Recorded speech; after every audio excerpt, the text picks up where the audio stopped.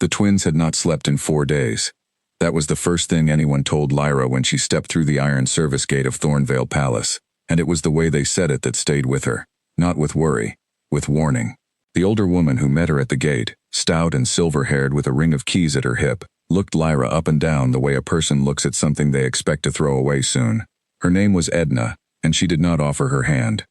4 days, Edna repeated, as if Lyra had not heard the first time.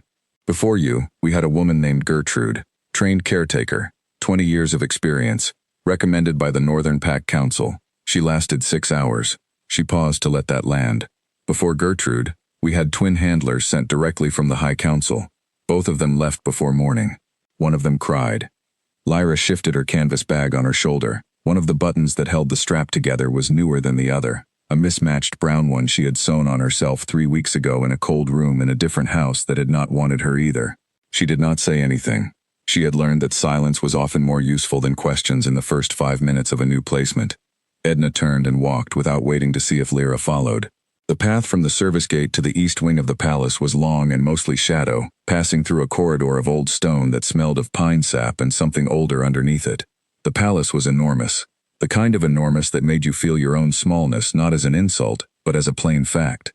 Lyra noted the high ceilings, the narrow windows, the sconces that burned low oil.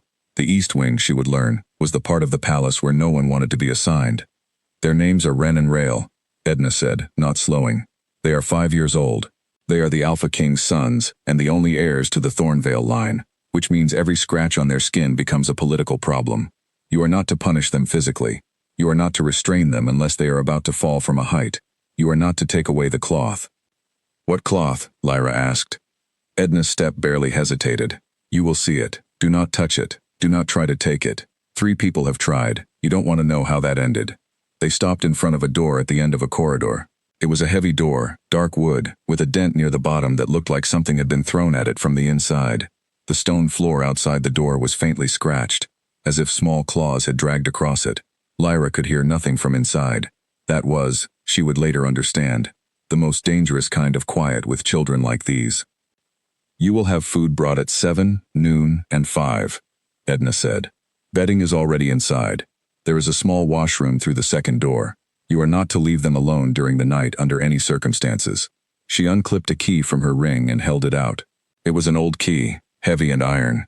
If something breaks, and something will break, report it in the morning, not at night. Do not bring noise or drama to the main hall during night hours. The king does not sleep well. Lyra took the key. What does the king know about me? That you exist, Edna said. That is all he needs to know at this stage. She looked at Lyra once more. Something passing behind her eyes that was almost sympathy, and then was not. I hope you last longer than Gertrude. She turned and walked back down the corridor. The sound of her keys faded. Then there was just the door, and the quiet behind it, and Lyra standing with her mismatched bag, and her iron key, and the particular kind of stillness that comes just before something difficult begins. She put the key in the lock. She turned it. She opened the door. The first thing that came at her was the candelabra. It was silver, 3-pronged, and it moved through the air with real intention. Lyra dropped to one side without thinking, and it hit the doorframe with a sound like a bell being punished. It fell to the floor and spun twice and went still. The room beyond was remarkable. Not because it was destroyed, though it was, furniture pushed to the walls, a cracked mirror, the curtain rod hanging by one end, a wet stain on the ceiling that she chose not to think about. It was remarkable, because in the middle of all that ruin, 2 small boys stood absolutely still and watched her with identical silver eyes, like 2 coins from the same mint. They were dressed in sleeping clothes that had been clean at some point earlier in the week. Their dark hair was tangled. Their feet were bare on the cold stone floor. The one on the left, slightly taller, jaw set the way a child's jaw sets when they have decided something, was the one who had thrown the candelabra. She knew this the way you know things sometimes without being told. He watched her without expression. He was waiting to see what she would do. The one on the right held something against his chest, a scrap of cloth, silver and soft, pressed tight between both hands. He did not look at Lyra. He looked at the cloth. Lyra stepped into the room. She did not speak. She did not reach out her hands in the wide open way that adults do when they want children to understand they are safe, because she had always found that gesture slightly dishonest. She was not going to pretend the last 4 days had not happened, or that the room was not in pieces, or that she was something other than a stranger who had just appeared in their doorway. She looked at the candelabra on the floor. She looked at the boy who had thrown it. She set her bag down by the door. Then she sat down cross-legged on the floor, right there in the middle of the room, among the scattered things and the cold stone and the quiet that had gone from dangerous to something else, something uncertain. She reached into her bag and pulled out a small cloth pouch. She set it on her knee. She opened it. The room smelled different immediately. Not strongly, not the way perfume fills a room, more like the way a forest smells after rain, present and clean and old. Dried lavender, pine sap, something her mother had called gray herb that did not have another name in any market she had ever visited. She began to sort the herbs into small piles on the stone in front of her. She did not look at the boys. The taller boy, Ren, made a sound in the back of his throat. It was not quite a growl and not quite a word. It was the sound a child makes when they are deciding whether something is a threat or something else. Lyra continued sorting. Lavender on the left, sap crystals in the middle, gray herb on the right. Small movements, unhurried. She heard a foot shift on stone. She did not look up. A minute passed, then two. The torch on the wall burned steadily. The cloth pouch sat open on her knee, and the smell moved through the room like something that had been waiting for permission. The smaller boy, Rael, moved 3 inches closer to the pouch, then stopped. Lyra turned one of the sap crystals over between her fingers and put it back in its pile. She still did not look at him. That was how the first hour went. Lyra on the floor among her small sorted piles. The twins watching, nothing resolved, nothing forced. The room very slowly becoming something other than a battlefield and something not quite yet safe, but something in between those two things, which is where all real change starts. She would think about that first hour often in the days that followed. The way Ren had stood with his jaw set and his hands loose at his sides, watching her the way a small animal watches something it cannot yet classify. The way Rael had inched closer, one small movement at a time, as if he was not moving at all. The way the candelabra had glinted on the floor between them like a question no one had answered yet.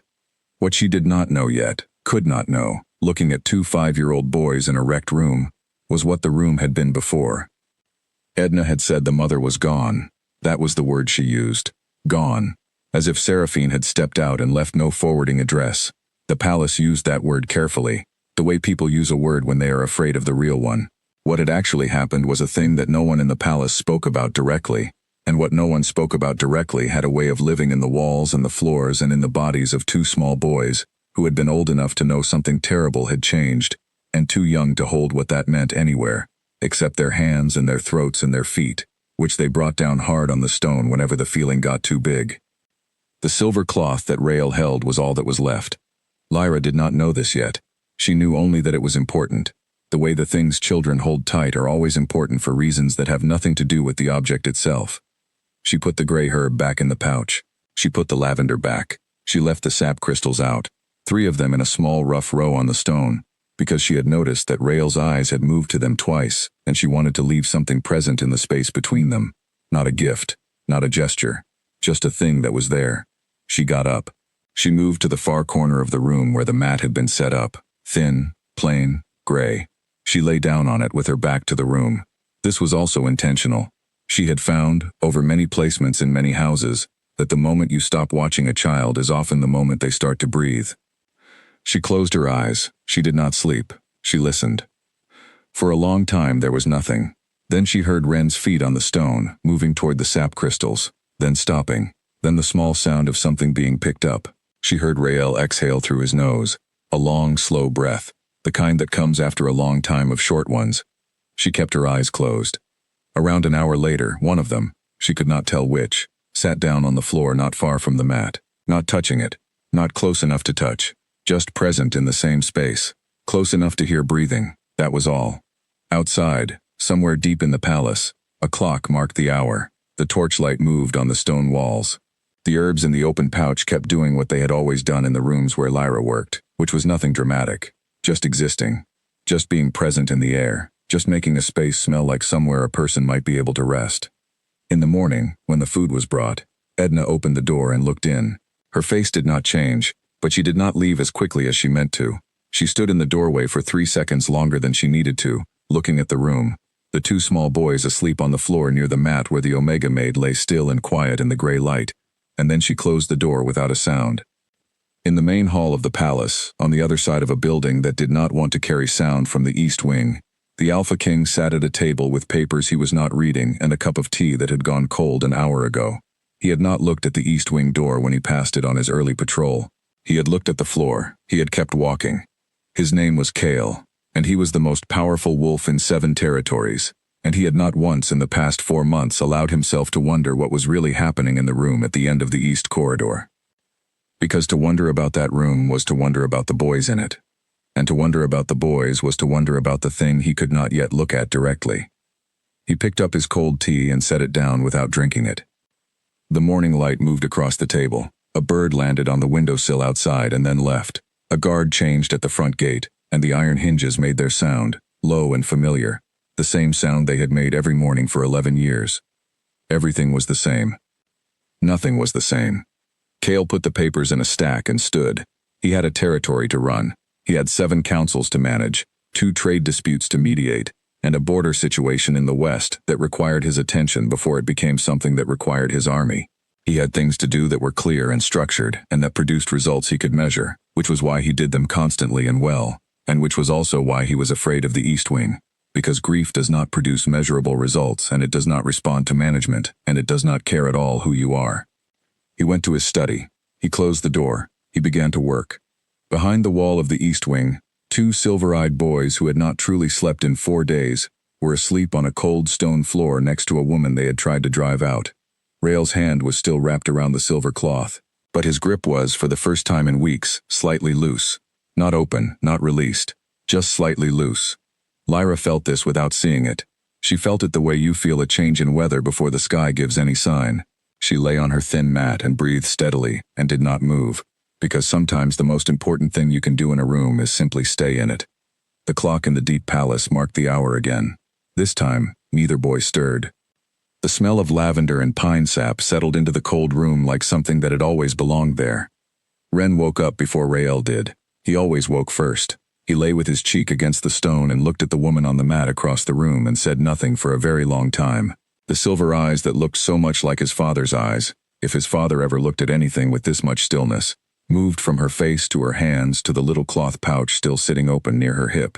He had thrown the candelabra hard. He knew how to throw. He had practiced throwing things since the 2nd week, when the first maid had shouted at them, and the shout had gone into his chest like a stone thrown into water, spreading out in rings that he could not stop and could not name. After the first maid left, the throwing had felt like the only answer to the thing spreading in his chest. This woman had not shouted. She had not cried. She had not grabbed her bag and left. She had sat on the floor and sorted small dried plants into piles, and then she had turned her back on them, which was the strangest thing anyone had done in 4 months. He looked at her now. She was not beautiful in the way the palace women were beautiful. Not dressed up, not arranged. She was plain and small, and her hair was loose, and the mat she slept on was too thin for the cold stone, but she was asleep as completely as a person can be, without that anxious half-wakefulness that adults have in rooms they do not trust. She trusted the room, he realized, or she trusted herself in it. He was not sure yet which one that was. Rael shifted beside him and made a small sound and pulled the silver cloth tighter without waking up. Ren looked at the cloth. He looked at the woman. He looked at the 3 small sap crystals still sitting on the floor in a row, catching the morning light that was just beginning to come through the narrow window. He sat up very slowly, the way you move when you do not want to disturb something fragile. He picked up 1 sap crystal and held it in his palm. It was warm from his hand almost immediately. It smelled like the forest at the edge of the Eastern Territory. The forest they had not been allowed to visit since their mother went away, because the king had closed all the forest paths, and no one had said why, but everyone knew. Ren held the crystal and breathed through his nose and felt the thing in his chest begin, just slightly, to stop spreading. Outside the narrow window, the morning was arriving whether anyone had asked it to or not. The palace was waking up. Below, in the kitchens, the cook named Barlow was starting the fires and arguing with the potboy the same as every morning. In the stables, a boy named Owen was walking the horses in their morning circle. In the main corridor, the senior guard was making his first round, boots on stone, unhurried and regular as a clock. And at the end of the east corridor, in a room that 4 different women and 2 council handlers had left running, a 5-year-old boy sat alone in the growing morning light, holding a piece of tree sap in his palm and breathing slowly, not because anyone had told him to, but because the air smelled like somewhere he used to be, before everything stopped making sense. No one in the palace saw this. There was no one to see it. But it was the most important thing that happened in Thornvale Palace that morning, even though it made no sound at all. Lyra had arrived at 6 other houses before Thornvale. She did not count them on purpose. The number came to her sometimes, the way unwanted things do, in the quiet between one assignment and the next. 6 houses, 6 sets of keys handed over by women who looked at her the way Edna had looked at her, with the expression of someone setting out a tool they expect to find broken. 6 bedrooms that were not hers, 6 routines that belonged to other people, 6 children or households or situations that she had walked into with her canvas bag and her herb pouch and left when the work was done, or when the work was decided to be hers no longer, which happened more often than the first thing. She had grown up Omega in a pack that understood what that meant as a rank before it understood what it meant as a person. She did not say this to herself with bitterness. Bitterness required energy she had found better uses for. She said it the way you say the temperature or the day of the week, as a plain thing, just a fact about the shape of the world. The second morning at Thornvale, she woke before the boys again. She lay still for a moment and took stock of the room the way she always did on waking in a new place. Sound first, then light, then air. The room was quiet. The torch had burned down in the night, and the narrow window was showing the first gray color of before sunrise. The air still held the faint residue of lavender and pine. She could hear 2 small heartbeats, steady and slow, which meant they were still genuinely asleep and not pretending. She sat up without noise. The room was cold.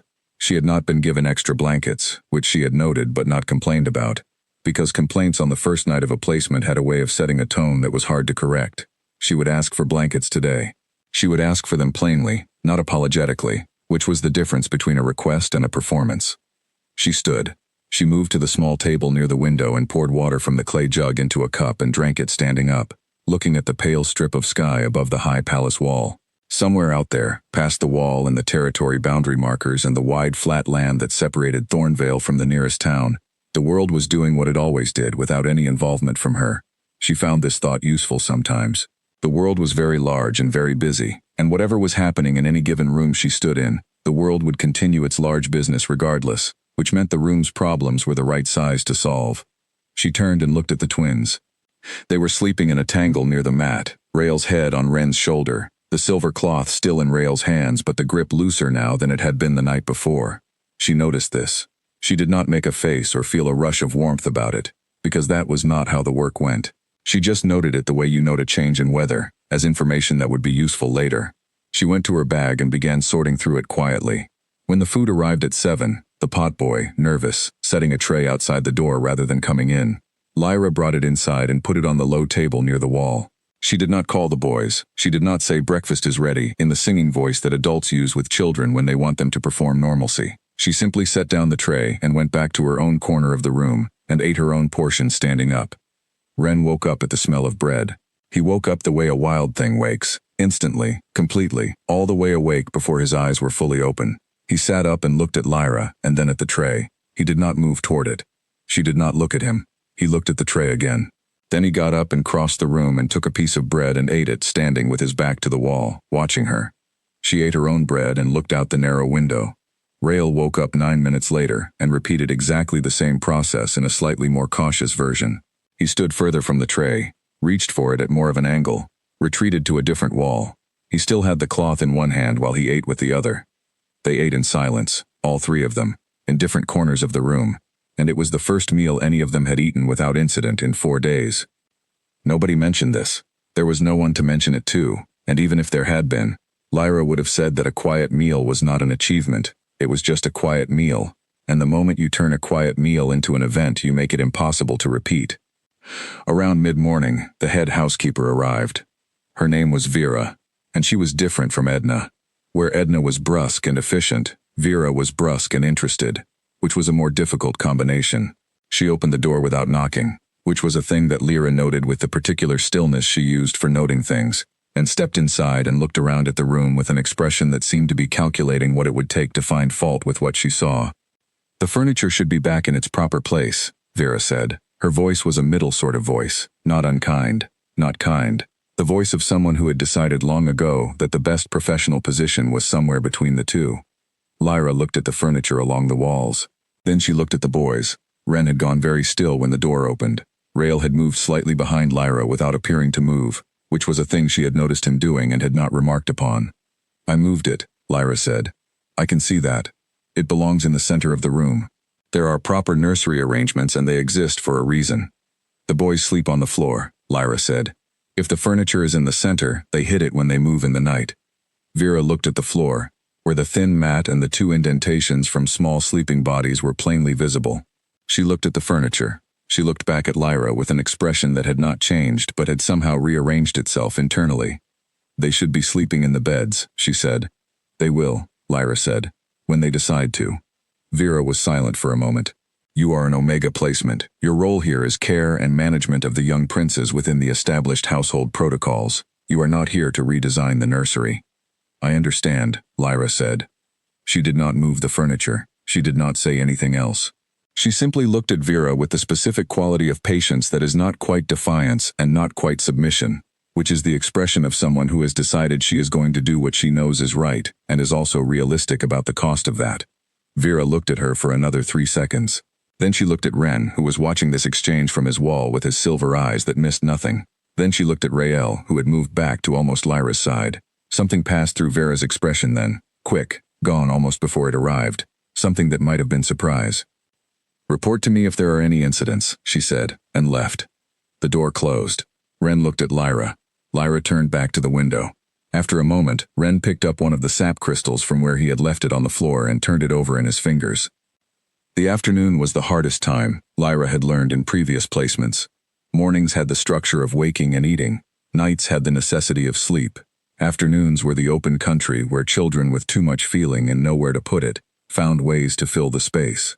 With Ren and Rael, the afternoons had apparently been where the worst of the 4 days had happened, where the candelabras were thrown, where the attempts at control broke down into noise and fracture and another adult leaving. She decided to give the afternoon somewhere to go. She got up and went to her bag and took out a small book. It was not a children's book. It was old and small, with a spine that had been rebound twice, and the pages were dense with text in a small hand. She sat down on the floor again, always the floor, never the chair, never the raised position that makes children feel they are being talked down at, and she opened it and began reading aloud. The story was about a woman who walked across a frozen sea to find a city that might not exist. It was not simple. It used words that 5-year-olds do not know. Lyra read it the same way she read it to herself, at the pace she found natural, without performing the voices, without stopping to explain the words she was using. Ren sat down. Not near her. Across the room, back against the wall, arms folded, but sitting, listening. Rael sat down next to his brother, slightly closer than he meant to, the silver cloth in his hands. She read for an hour. The woman in the story crossed 11 miles of ice and found a city that was real after all, but smaller than the stories had described, which the woman decided was not a disappointment but an adjustment. Lyra closed the book at the end of a chapter and put it on the floor beside her. Neither boy spoke. She looked out the window. The light was starting to change, tipping toward late afternoon, the particular gold that comes just before evening when everything looks like it is lit from inside. She's going back tomorrow, Ren said. His voice was small and rough from days of not speaking words, but it was a voice with a person in it. Lyra turned to look at him. He was staring at the floor. In the story, he said. Yes, she said. She goes back. Why? He said it the way a person says a word that they have been holding for a long time. Not loud, just direct. Lyra thought about it honestly. Because she found what she went for. You don't stay in a place just because you got there. Ren was quiet for a while. Rael pressed his chin down onto the silver cloth and closed his eyes. Not asleep, just still. Will you go? Ren said, not looking at her, looking at the floor. Lyra considered the question with the seriousness it deserved. She did not say of course not, which would have been a lie. She did not say only if I have to, which would have been a flinch dressed up as honesty. I'm here right now, she said. Ren was quiet for a long time after that. Then he got up and went to the tray that had been left at 5 o'clock by the nervous potboy and ate his dinner without being asked, standing by the table with his back to the room. And Lyra watched the late gold light move across the window and did not say a word, and neither did he. By nightfall, Rael had moved the thin mat to a position exactly between where both boys had been sleeping and curled up on it without looking at Lyra to see if this was permitted. He pulled the silver cloth up around his chin and closed his eyes. Ren stood at the window for a long time looking out. Then he lay down on the bare stone floor near the mat, not on it, near it, one hand close to his brother's shoulder. Lyra lay in the corner. She had been given nothing else to sleep on. She had not asked. She lay on the cold stone and kept her breathing even and steady, because sound carries in stone rooms, and steady breathing in a dark room has a way of becoming the rhythm that other people's bodies follow without knowing they are doing it. 3 hours later, in the middle of the palace night, when the guard had just completed his second round and the kitchen fires had gone down to coals, Lyra heard Ren's breathing change. It went slow, then slower, then stopped changing. He was asleep. She put her hand flat on the cold floor and felt the stone under her palm, and thought about the woman in the story, walking 11 miles across the frozen sea, and the city that was smaller than the stories said, and how the woman had not called it a failure, how she had just called it a city. In the East Wing, in a room that people were starting to talk about in the palace corridors, something very small was happening. Not a solution, not a rescue, not any of the dramatic things that people tell stories about. Just 2 boys sleeping, and a woman staying, and the night getting slowly toward morning. That was all. That was enough. In the morning, Edna passed the East Wing corridor again. She did it the way she did everything, efficiently, without apparent sentiment. But she slowed for half a step at the base of the door, where the scratch marks from small claws crossed the stone floor. She looked at the scratch marks. She looked at the door. She kept walking.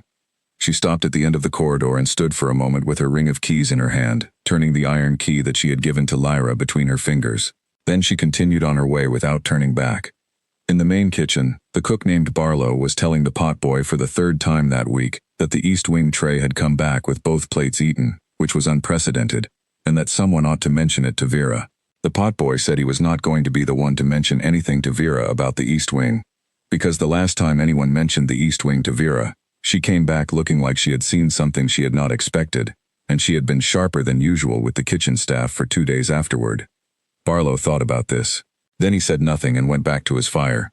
Upstairs, in the East Wing room, Lyra was already awake and moving carefully around the sleeping boys, who had not stirred with the first light the way they had the morning before. She stood at the window with her cup of water, and looked out at the palace wall, and thought about the afternoon and what to do with it. She had one more chapter of the frozen sea story. After that she would need something else, because a story works on children the way medicine works. It is most effective at the right time, not at every time, and overuse turns it into noise. She would think of something. She always thought of something. That was what she had in place of rank and standing and a pack that was hers. She had the ability to look at a difficult room and keep looking at it until she could see what it actually needed, as opposed to what everyone was calling for, which were usually 2 different things. She looked at the sleeping boys and thought about the woman crossing the frozen sea, about the city that was smaller than the stories said, about how the woman had still gone in. Outside the narrow window, the morning was doing its usual thing, arriving whether anyone was ready for it or not. Lyra finished her water. She set the cup down carefully. She picked up her herb pouch from the table and checked each small section with her fingertips. Lavender still good, sap crystals low, gray herb enough for several more days. She refilled the sections she could refill from a small paper packet in the bottom of her bag. Then she opened the pouch and left it on the table where the air could reach it, and went back to her corner, and waited in the way that she had learned to wait, which was not a passive thing at all but a very active kind of stillness, alert and present and ready, the way a good listener is ready before the other person speaks. The morning came in through the window. The 2 boys breathed steadily on the floor. The palace went about its business somewhere behind the thick stone walls, and Lyra sat in her corner and waited for the day to begin. The door opened at 7:30 without a knock. It was not Vera this time. It was a young palace maid named Clara, who could not have been more than 17, with a tray and an expression of someone who had been told things about this room, and was finding them difficult to reconcile with what she was actually seeing.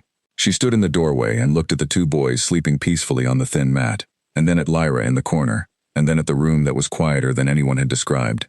"I brought extra bread," Clara said quietly, as if she was not sure the volume was right for the room. "Thank you," Lyra said. Clara set the tray down very carefully and looked at the boys again, then at Lyra. Something moved in her face, frank and young. "Yesterday, Vera said you wouldn't last the week." "Vera may still be right," Lyra said. Clara considered this, then she nodded, as if this was the most honest thing anyone had said to her all week. She picked up the previous day's tray and left without slamming the door. That was the second morning at Thornvale. It was, in most ways, unremarkable. Nothing solved, nothing won. 2 boys who were not yet safe but were sleeping. 1 woman who was not yet trusted but was still in the room. That was the whole of it, and it would have to be enough for now. The third day was the day Lyra almost lost them. It did not happen the way she expected. She had been prepared for candelabras. She had been prepared for howling and scratching, and the kind of noise that goes through a stone wall and down a corridor and arrives at other people's ears as evidence that something is wrong. She had been prepared for small bodies in motion toward windows or high shelves or anything that required her to move fast. She was not prepared for the silence. It started in the middle of the afternoon, between the end of the second chapter of the Frozen Sea story and the arrival of the 5 o'clock tray. Ren had been sitting in his corner, turning a sap crystal over and over in his fingers the way he had been doing since the first morning. Rael had the silver cloth pressed to his face and was lying on his side, not asleep, just still. Lyra was on the floor with the book closed in her lap, watching the light change in the narrow window. Then Ren went very still, not the watchful still he often was, the ready kind. This was a different stillness. This was the stillness that takes a person from the outside in, like cold entering a room, until there is nothing left moving. Lyra noticed it immediately. She did not say anything. She watched. Rael noticed it too, his eyes opened from his face-down position, and found his brother across the room. Something moved between them, the particular frequency that twins carry, older than language and faster than thought. Rael sat up. He kept the cloth at his chin, but his eyes were on Ren, and they were serious. Ren was looking at the floor. His hands were open, palms up, the sap crystal sitting in one palm. He was staring at it as if he was trying to find something in it that was not there. Lyra waited. 3 seconds. 5. Ren's breathing changed. It went shallow and fast. His small shoulders came up. His face tightened around the eyes. She had seen this exact sequence in 3 other children in 3 other houses, and she knew what came after it. The kind of storm that blows through a body when grief and anger and confusion have no other road out. She moved. Not toward him. She moved to the center of the room, the open space she had kept clear for this exact reason, even though Vera wanted the furniture back in it. And she sat down. She picked up her herb pouch. She opened it. She set it on the floor in front of her. Ren's hands closed into fists. He said nothing. Rael was watching him with an expression that was older than 5 years. The silver cloth was now pressed over Rael's mouth and nose, not in distress but in the way of a child who is managing themselves by staying close to what smells most like safety. The storm built in Ren. Lyra could feel it, the air pressure of a child about to break open. She did not speak. She took a single dried sprig of lavender from the pouch and held it between her fingers and breathed in slowly, and breathed out slowly, and did it again. The first sob that came out of Ren was not a sob at all. It was more like the sound a held thing makes when it is finally released, not a cry, not a howl, something rawer than either. It came up through him and out into the room, and Rael flinched, and Lyra stayed exactly where she was, and the sob broke into 3 pieces in the air. And then the storm came. Ren did not throw anything this time. He just fell apart. He went from sitting against the wall to his knees to curled against the floor in a matter of seconds, and the sounds that came out of him were the sounds a 5-year-old makes when the thing that is breaking is too large for a 5-year-old body, and it goes on without a peak, just a sustained, terrible grief, and Lyra sat in the center of the room and did not move. Rael crossed the room and pressed himself against his brother's back without saying anything, both arms around him from behind, the silver cloth between them. Lyra looked at the floor between herself and the boys and said nothing. The storm lasted 11 minutes. She counted. Not because counting made it easier, but because she needed to stay precise and present, and not drift into any of the places a person goes when a child's grief makes them remember their own. She counted because it was something concrete to do while doing nothing, and doing nothing was the hardest and most necessary thing. When it ended the way these things always ended, not with resolution but with depletion. Ren went quiet, then still, then limp against his brother's arms. Rael held on. His chin was on the back of Ren's head, and his eyes were open, looking at Lyra. She looked back at him. He had a question in his face that was not a child's question. It was the question of someone who has been carrying something heavier than he should be carrying, and wants to know if there is anywhere to set it down. She did not have an answer that was simple enough for a 5-year-old. She did not pretend to. She just held his gaze and stayed where she was. After a while, Ren's hand reached out sideways on the stone floor and found the sap crystal where it had rolled away from him. He closed his fingers around it. Rael released him slowly, inch by inch, staying close but giving room the way a very careful person gives a thing back when they have been holding it for someone else. Lyra picked up the lavender sprig and set it on the floor between herself and the boys, not as a gesture, just as a presence. The potboy arrived at 5 with the tray, opened the door an inch and a half, made eye contact with Lyra, and set the tray down outside without entering, which was the most useful thing anyone in the palace had done for her since she arrived. She brought the tray in and set it on the low table and sat back down. "There is food," she said. "Plain and not performative. Just information." No one ate for 20 minutes. Then Rael got up and ate, and then Ren got up and ate, and Lyra ate her own portion on the floor, and the room was very quiet in the way that a room is quiet after something large and necessary has moved through it. At some point between 7 and 8 in the evening, Ren came and sat beside Lyra, not touching, just beside. He put the sap crystal on the floor between them. He did not look at her, he looked at the crystal.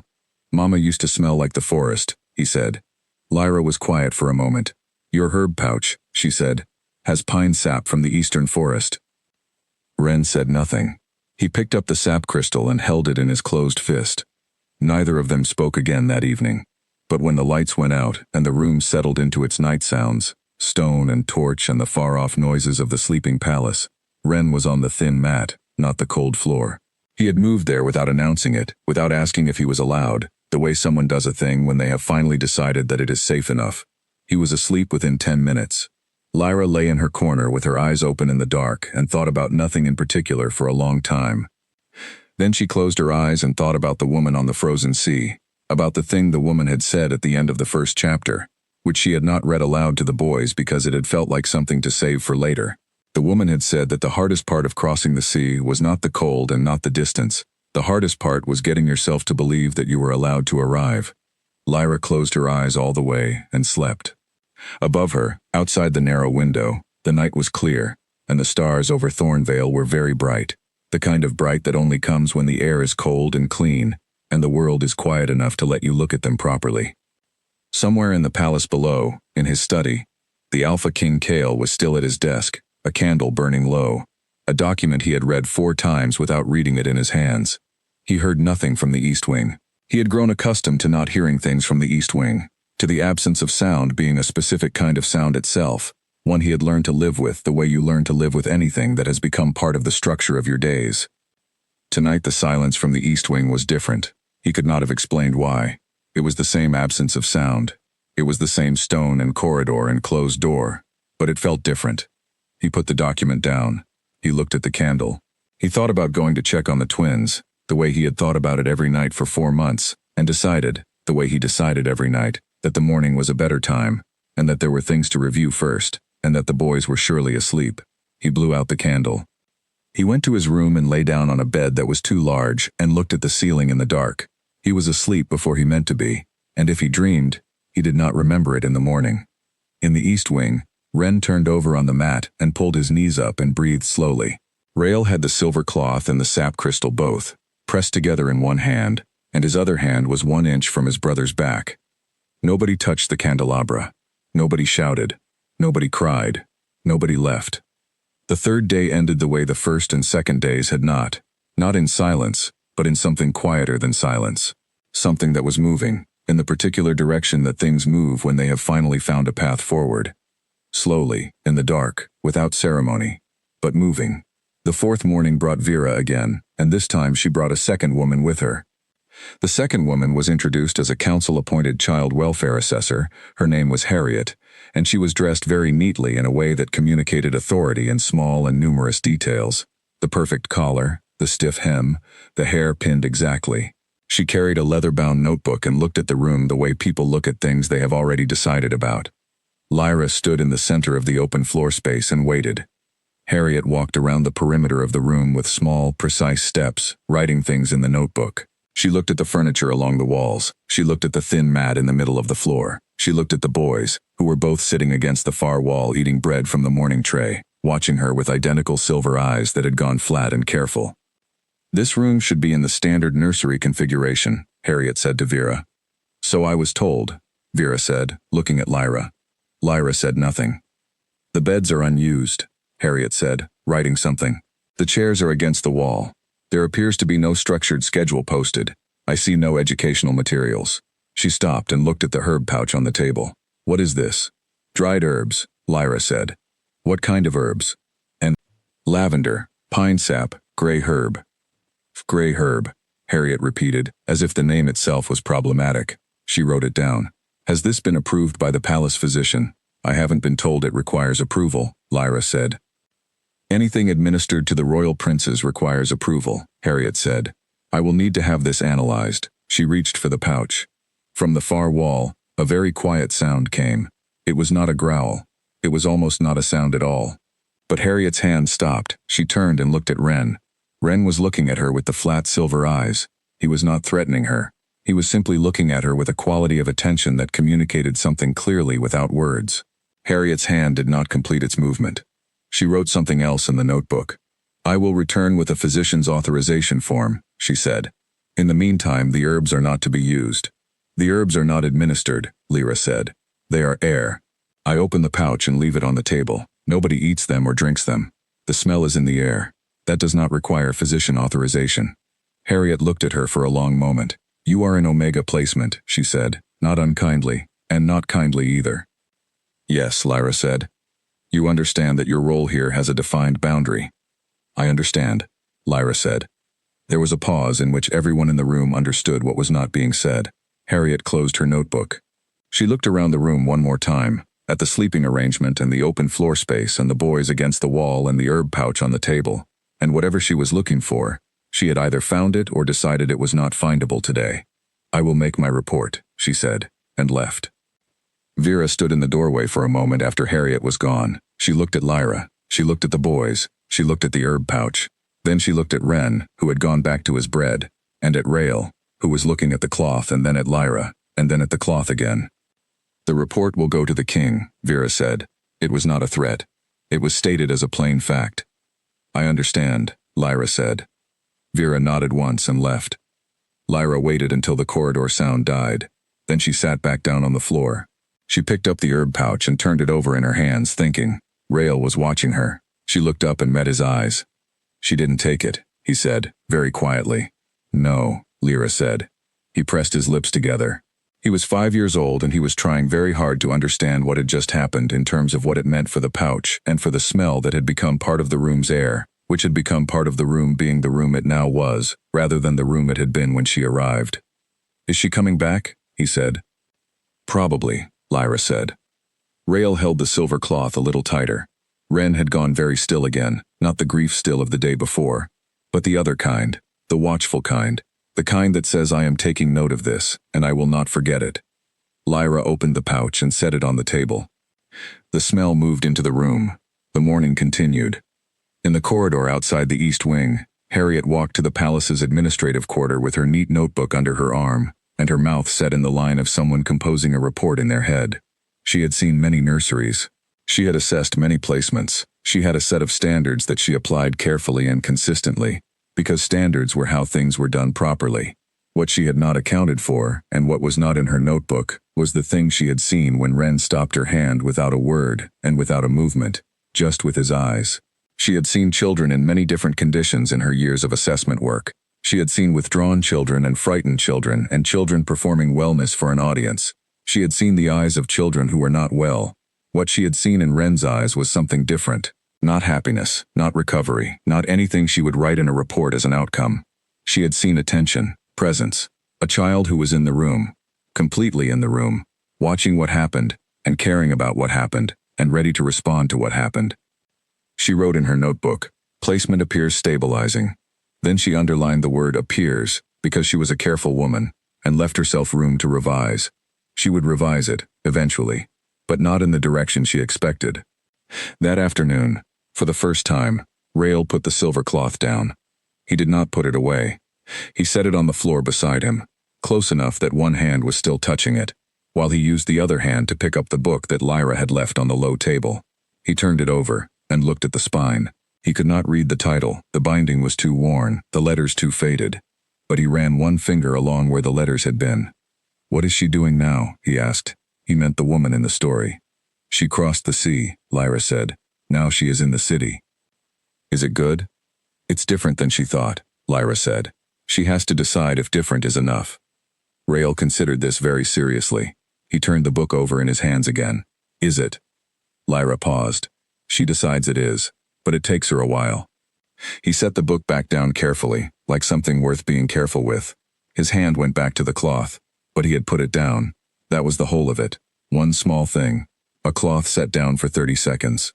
But it was the kind of small thing that later, you look back at and understand was not small at all. By the end of the first week, the steward had filed a formal complaint. His name was Oliver, a tall, angular man, who ran the palace household with the kind of thorough attention that makes everything run smoothly, and makes everyone slightly nervous. He had been steward at Thornvale for 9 years. He had a system for everything. He had, in his own words, never lost track of a single linen inventory item in 9 years of service, which was a thing he mentioned often, and which said more about him than he intended. The complaint was 3 pages long. Lyra read it standing at the small table in the East Wing room while the boys were eating breakfast, because Edna had brought it to her personally with the expression of someone who has been asked to deliver something she finds faintly ridiculous. The complaint addressed the following. The nursery furniture had not been returned to regulation placement. The documented meal schedule was not being adhered to. The educational materials provided by the palace had not been used. The approved sleep schedule was not posted. The Omega placement had declined to present the young princes to the main hall on days 4 and 5, citing, and Oliver had quoted her directly in the document, disruption to what is working. There was a line near the bottom, in slightly smaller writing, that said, additionally, the placement has been observed sitting on the floor in the presence of the young princes without appropriate formal posture, which sets an unsuitable tone for the royal household. Lyra folded the complaint into thirds and set it on the table. Is that trouble? Wren said. He had been watching her from his position against the wall, bread in one hand, sap crystal in the other. He had started keeping the sap crystal in his left hand almost all the time, the way some people keep a worry stone. It might be, Lyra said. What kind? He said, in the tone of someone who has learned that trouble has varieties and the kind matters. The kind that goes to the king, she said. Wren chewed his bread. He looked at the folded complaint. Will he come here? Lyra thought about this. She had not seen the Alpha King in 1 week at the palace. She had been told he was present. She had been told the study light went on before dawn most mornings, and did not go off until after midnight most nights. She had been told, by the potboy, who had told her things in the way potboys always tell the help things they should not know, that the king had not entered the East Wing since the night of the event that everyone called the event in the same way they called Seraphine gone. I don't know, she said. Wren went back to eating his bread. Rael was looking at the folded document with the cloth against his cheek, not eating yet, thinking in the particular slow way that was his method, not slow because he was slow, but slow because he was thorough, turning a thing over until he was sure he understood all its sides. Vera said you'd last a week, Rael said. Vera said I might not, Lyra said. It's been a week, Rael said. Yes, she said. He looked at her for a moment, then he ate his bread. The morning after the complaint arrived, Lyra changed her approach. Not because of the complaint, exactly. She had expected something like it, and it did not tell her anything about the situation that she did not already know. But she had been in the room for 7 days now, and the shape of the days had become clear to her, and she had seen what the boys needed and what they did not, and she had an idea of what the next phase of this looked like. Not healing, because healing takes longer than 7 days and is not something one person gives another person, but a beginning of something that could become stability, if the conditions were right, and if enough people stopped trying to fix it incorrectly. The change was this: she put the furniture back. Not in the formal nursery arrangement. She pushed the 2 beds away from the walls and placed them in the middle of the room, pushed together, so they made one wider surface. She put the low table near them with the herb pouch. She pushed the chairs into positions that made sense for the room's actual use, one near the window, one near the table, not arranged for presentation but arranged for living. Wren watched this process from the doorway of the washroom. You're putting the furniture back, he said. I'm moving it, she said, pulling the nearer bed 2 inches to the right to align it with the second one. Vera will like that, he said, not approving, just noting. Vera will notice the beds are together, Lyra said. She will have opinions. Do you care? Wren said. Lyra considered this honestly. I care that you sleep, she said. Wren looked at the 2 beds. He looked at Rael, who had come to stand behind him, and was looking at the beds with an expression that tried to be neutral, and was not quite achieving it. They were pup beds, low to the ground, wide enough for a child, not so wide that 2 children could share one easily. Together they made something that 2 children could sleep in and still be close. Rael said nothing. He put the silver cloth on the nearer bed.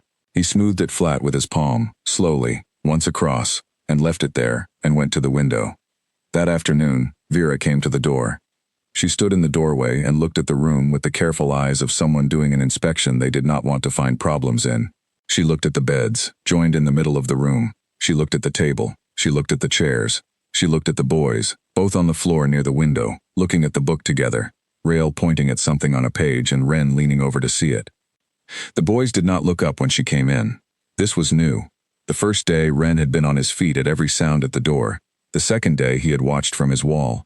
Now, a week in, he had simply continued with what he was doing, not ignoring the door, just not led by it. Vera looked at Lyra, who was sitting cross-legged on the floor with a second book. She had two, it turned out. She had found the second one at the bottom of her bag wrapped in the brown paper she used for fragile things.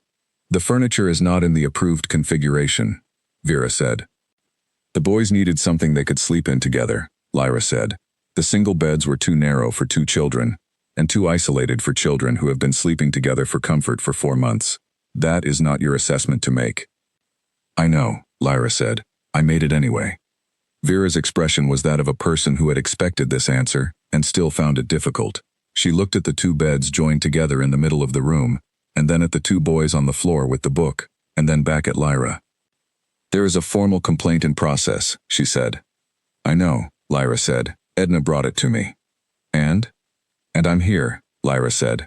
"I'm not going to change what is working because of a document." Vera was quiet for a moment. She looked at the room. She looked at the boys. She looked at the herb pouch on the table, which was open as always, doing nothing but existing and smelling of forest. She looked at the thin mat that Lyra had moved to the far corner, away from the beds, because the boys were in the beds now. "The report from Harriet's assessment will go to the king," she said. "He will need to weigh in on the placement at some point." "I know," Lyra said. Vera turned to go. At the doorway she stopped. She did not turn fully around. She spoke to the wall beside the door. "They have slept 7 nights," she said. 7 consecutive nights. She left. Lyra looked at the book in her lap. She looked at the boys at the window. The afternoon light was the gold of late afternoon, the particular color that made things look as if they were lit from the inside and not from outside at all. Ren was pointing at something on the page now. Rael was listening.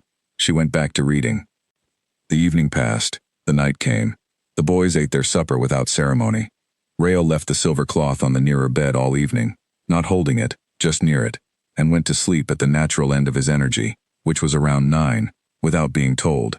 Ren lasted until almost 10, sitting at the window in the dark and looking out at the stars over the palace wall, and then he came to the bed without announcement and lay down on his side and was asleep in 4 minutes. Lyra sat in her corner for a while after the room had gone quiet. She sat with her back against the cold stone and her knees up and thought about the complaint document and what was in it and what was not in it. Oliver had written 3 pages about protocols and schedules and posture. He had not written 1 word about the 7 nights of sleep. He had not written 1 word about the sap crystal in Ren's hand, or the book that Rael was reading without being asked, or the silver cloth, which had moved, this evening, from Rael's fist to Rael's hand, to the bed beside Rael's sleeping body, still present, still within reach, but no longer gripped. None of that was in the 3-page complaint. She thought about this for a while. Then she thought about the king, who she had still not seen. The light in his study, according to the potboy, had gone off early tonight. She did not know what this meant. She did not spend time trying to understand the king. She had enough to attend to in this room, without reaching through the stone walls to figure out what was happening on the other side of the palace. She lay down on her thin mat and closed her eyes. The stone was cold. She was used to it. She pulled her coat over herself the way she had every night, and let the cold be what it was, and did not wish for anything different, because wishing for things to be different than they are is useful sometimes and wasteful other times, and she had learned long ago to tell the difference. Outside, the palace was quiet. The guard made his round. The kitchen fire had gone down to coals again. The stars over Thornvale were high and cold and very clear, the way stars are in places where the air is clean and nobody is burning enough fires to change the sky. In the east wing, 2 boys slept. One of them was holding a sap crystal, loose in a sleeping fist. One of them was almost not touching a piece of silver cloth. In the corner of that same room, Lyra was almost asleep. She heard the far-off sound of the palace clock mark 10, and then 11, and then she was gone, fully under, breathing slowly in the way that people breathe when they are actually resting and not just waiting. The night passed without incident. That was all. That was the entire 4th part of this. No drama, no turning point, no great declaration. Just a room that was slowly, carefully, in very small increments, becoming a room where two children could exist without bracing for the next thing. That was the work. It was unglamorous, and it was difficult, and nobody was writing it in a formal report.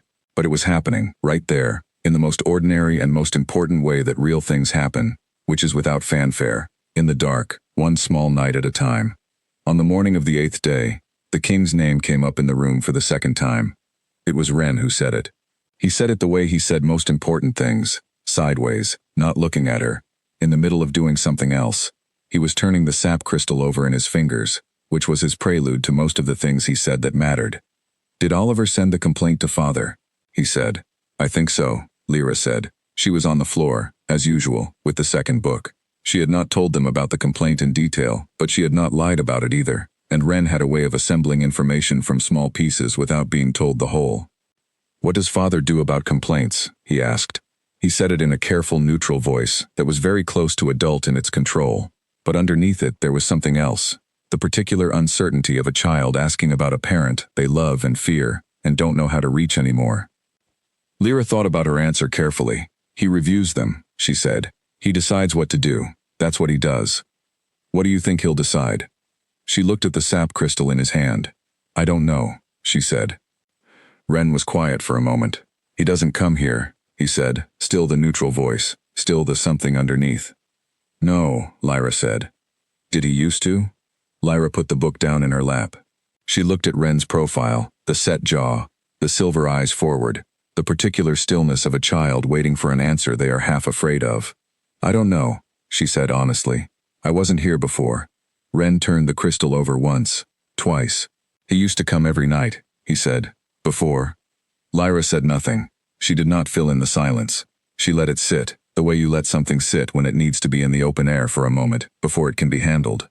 Ren's jaw moved once. "He stopped," he said. "Yes," Lyra said. The sap crystal turned. Turned. "Do you think he'll come back?" Ren said. His voice, for just one syllable, went younger than he meant it to. Lyra looked at the window. The morning was bright and clear, the light hard and honest against the stone. She thought about what was true, and what was useful, and whether those two things were the same here. "I think he wants to," she said. "I think he doesn't know how." Ren absorbed this for a long time. The crystal turned. He looked at the floor. He looked at Rael, who was still asleep in the joined bed, the silver cloth under one cheek, one hand open flat on the mattress, as if he had been reaching for something in the night and found it. "Neither do we," Ren said finally. Very quiet. Lyra picked the book back up. She did not say anything. Sometimes the most important thing you can do with a true statement is let it be true without adding to it. Ren sat with the sap crystal for another few minutes. Then he put it in his pocket and went to the window and looked out at the clear morning and the palace wall and whatever was beyond it, the world he could not yet go into, the spaces that had been closed off when everything changed. Lyra turned a page. She was not reading it. She was just creating the motion of an ordinary morning, so that the thing Ren had just said had somewhere ordinary to land. Outside the window, a bird moved across the sky, quick, small, heading east. Ren watched it go. The morning continued, ordinary as ever, full to the edges with the things that were happening inside it. Later that same morning, something happened that Lyra would later consider the real turning point of the placement's second week, though it was not the thing she would have predicted. Rael woke up, came to breakfast, ate without fuss, and then turned to Lyra with a question she had not been expecting. "Can we go outside?" he said. Lyra was quiet for a moment. "I'll ask," she said. She sent a note with the potboy to Edna. The answer came back before noon, handwritten, blunt, in Edna's compressed script. East Courtyard. Edna's supervision required, 2 hours maximum. She told the boys after lunch. Ren went very still. Rael looked at the narrow window, and then at the silver cloth on the bed, and then at Lyra. He picked up the cloth and held it. He looked at Lyra again. "You can bring it," she said. He folded it small, smaller than she would have thought possible, and put it in the pocket of his jacket. His hand stayed over the pocket afterward, just resting there, knowing it was there. They went downstairs in the afternoon light, through the palace corridor and the back stair and out into the east courtyard, which was a small enclosed space of gray stone and one bare-armed tree, with walls on all four sides and the sky above. It was not beautiful. It was just outside. Ren stepped through the door and stopped and lifted his face. He closed his eyes. He breathed in through his nose, deep and long, the way his kind breathes when they are trying to take in a place through all their senses at once. Rael stepped beside him and did the same thing. Lyra stepped out and stood behind them and let the moment be what it was. The east courtyard smelled of stone and cold air and, faintly, the forest beyond the palace wall. That particular smell of living green things, of pine and wet earth, of the world continuing to grow regardless of what was happening inside the stone walls surrounding it. Ren opened his eyes. He looked at the bare tree. He looked at the sky, which was enormous above the small courtyard. He looked at the wall on the far side, beyond which was the world, and his face, which had been braced for something he could not name, slowly stopped bracing. "She liked it out here," Rael said. He had his hand over his pocket. Nobody responded. The cold air moved between them. The bare tree shifted its branches. "She did," Ren said. They were quiet for a while. Then Ren started to walk around the perimeter of the courtyard, one hand touching the stone wall, slow and deliberate. Rael stayed where he was, face up, hand on pocket, breathing. Lyra leaned against the doorframe and watched and said nothing at all. 2 hours went quickly. When they went back inside, both boys were quieter than they had been all week. Not the closed quiet of before, but the quiet of having been outside, of having breathed something real, of having carried something with them to a place and brought it back, changed in some small way. Rael put the silver cloth back on the bed when they got in, smoothing it flat the way he did. Then he sat near Ren at the window and they looked out together without speaking.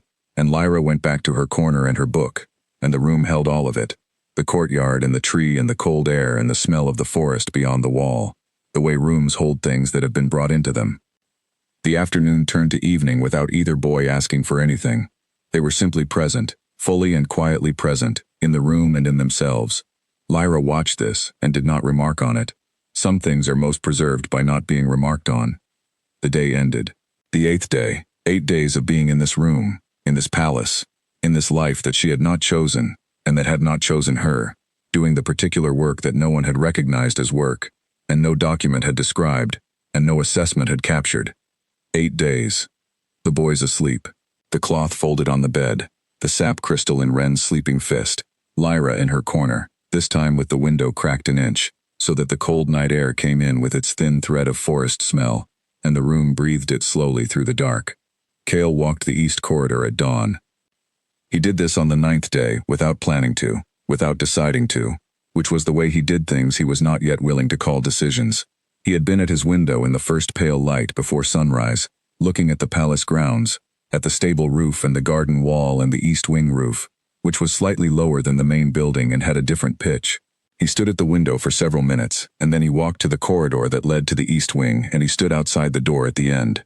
He did not intend to look through the gap. The door was not fully closed.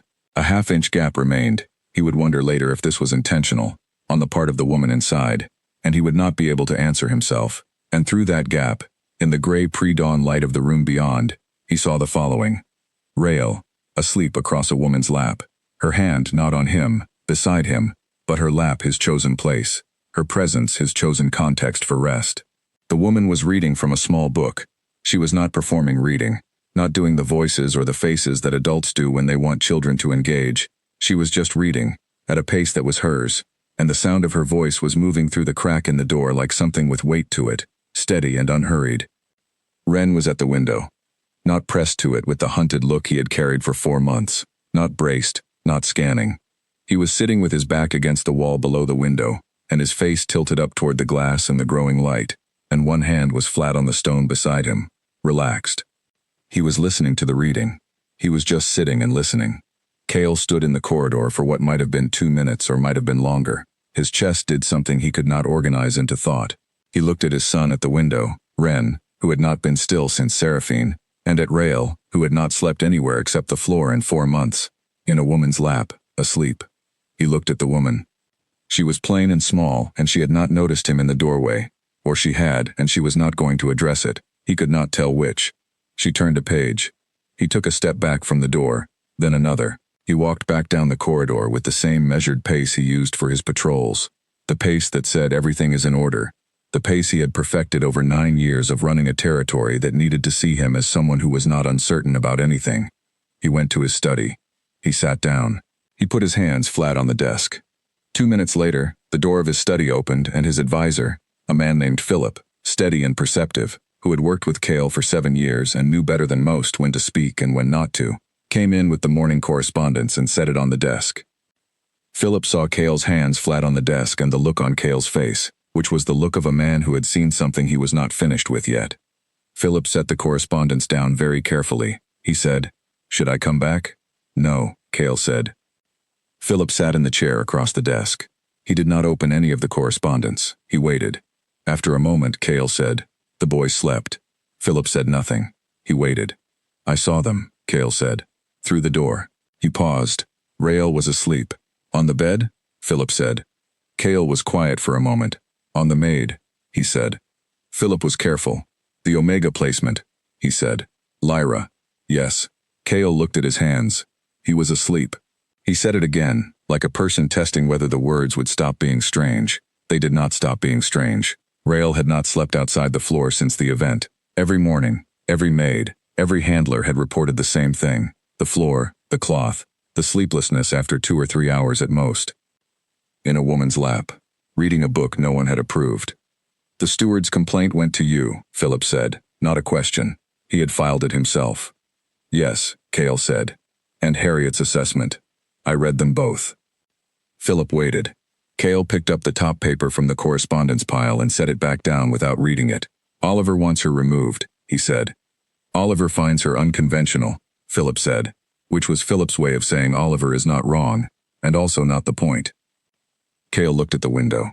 The morning was fully arrived now, clear and direct. "She moved the furniture," he said. "She did. She sits on the floor. I've been told." Cale was quiet. He looked at the window for a while. "She reads to them," he said. "Not children's books, something else. I could hear the language through the door." He paused. "It's too old for them." "And yet," Philip said carefully. "And yet, Rael was asleep," Cale said. They were both quiet. The morning correspondence sat between them untouched. Somewhere below, the palace was waking up and making its sounds. Kitchen and stable and guard and all the other sounds of a large place being lived in. Cale said, "What did Harriet's assessment say?" "Placement appears stabilizing," Philip said. She underlined appears. "And Oliver's complaint?" "Protocol violations. No structured schedule. Non-standard furniture configuration. Unauthorized herbal materials in the room." Cale looked at his desk. The boys slept. 9 consecutive nights, Philip said quietly. Cale let this settle. 9 nights. After 4 months of the East Wing howling and the rotation of people who could not manage the situation, 9 consecutive nights of sleep for the twins who had broken every convention and every handler sent to them. He said nothing for a long time. Philip was good enough at his job not to fill the silence. "Leave the complaint on file," Cale said finally. "Don't act on it." Philip nodded. He began sorting the correspondence into its usual stacks with the quiet efficiency of a man who is relieved by a decision and is not going to say so. Cale picked up the first document from the top of the pile and began reading it, or he began moving his eyes across it. The words did not enter him the way words usually entered him in the morning. Cleanly, in order, building into a picture he could act on. Today the words moved past him, and behind them was the gap in the door and the woman reading and Rael's sleeping face. He turned a page. He put the document down. He looked out the window at the East Wing roof. Philip did not say anything. He had learned, in 7 years, that there were days when the king was not in the room he appeared to be in, and that on those days the best thing was to wait him back. He would return. He always returned. But sometimes it took longer, and the thing that was keeping him away was something that the correspondence, however carefully organized, could not help with. The morning moved on. Cale did not go back to the East Wing that day. But he did not go to the West Study as he usually did on mornings with no council meetings. He stayed in the East Study, which faced the East Wing, which had a window that showed the East Wing roof. He did not look at the East Wing roof all morning, but he did not go somewhere from which looking would have been impossible. That was not nothing. That was its own small, difficult movement. And in the East Wing, through the stone and the corridor and the heavy door, the woman named Lyra was reading to 2 small boys who were both, for the first time in months, exactly where they wanted to be. She did not know the king had been at the door. She did not know about the corridor, or the careful steps backward, or the flat hands on the desk in the study. She did not know about 9 nights, the way Philip had said it, with the weight of all the nights before. She was just reading. The woman in the story had found her city and was now learning to live in it. The city was full of people who were strange to her, and whom she was strange to. She was learning, slowly, what it meant to arrive somewhere not as a visitor but as a person who lived there. Rael had his eyes open now, listening, the silver cloth over his chest. Ren was at the window, turned halfway so he could watch the light change and still hear the words. Lyra read the sentence about the city aloud, that the woman had stopped expecting it to become what she had imagined, and had started seeing what it actually was. She paused on this sentence a beat longer than the others. Then she turned the page and kept going. The day continued in the slow, layered way that the days in the East Wing had started to have, not uneventful, never actually uneventful, even in the most ordinary moments, because ordinary moments were still new enough in this room to be worth noticing, but quiet. The kind of quiet that is full, rather than empty. After the reading, the boys went to the window together and argued in low voices about what kind of bird was sitting on the palace wall. Ren said it was a forest finch. Rael said forest finches didn't come this close to the walls. Ren said this one did. Rael said Ren didn't know everything about birds. Ren said he knew more about birds than Rael. Rael said the opposite.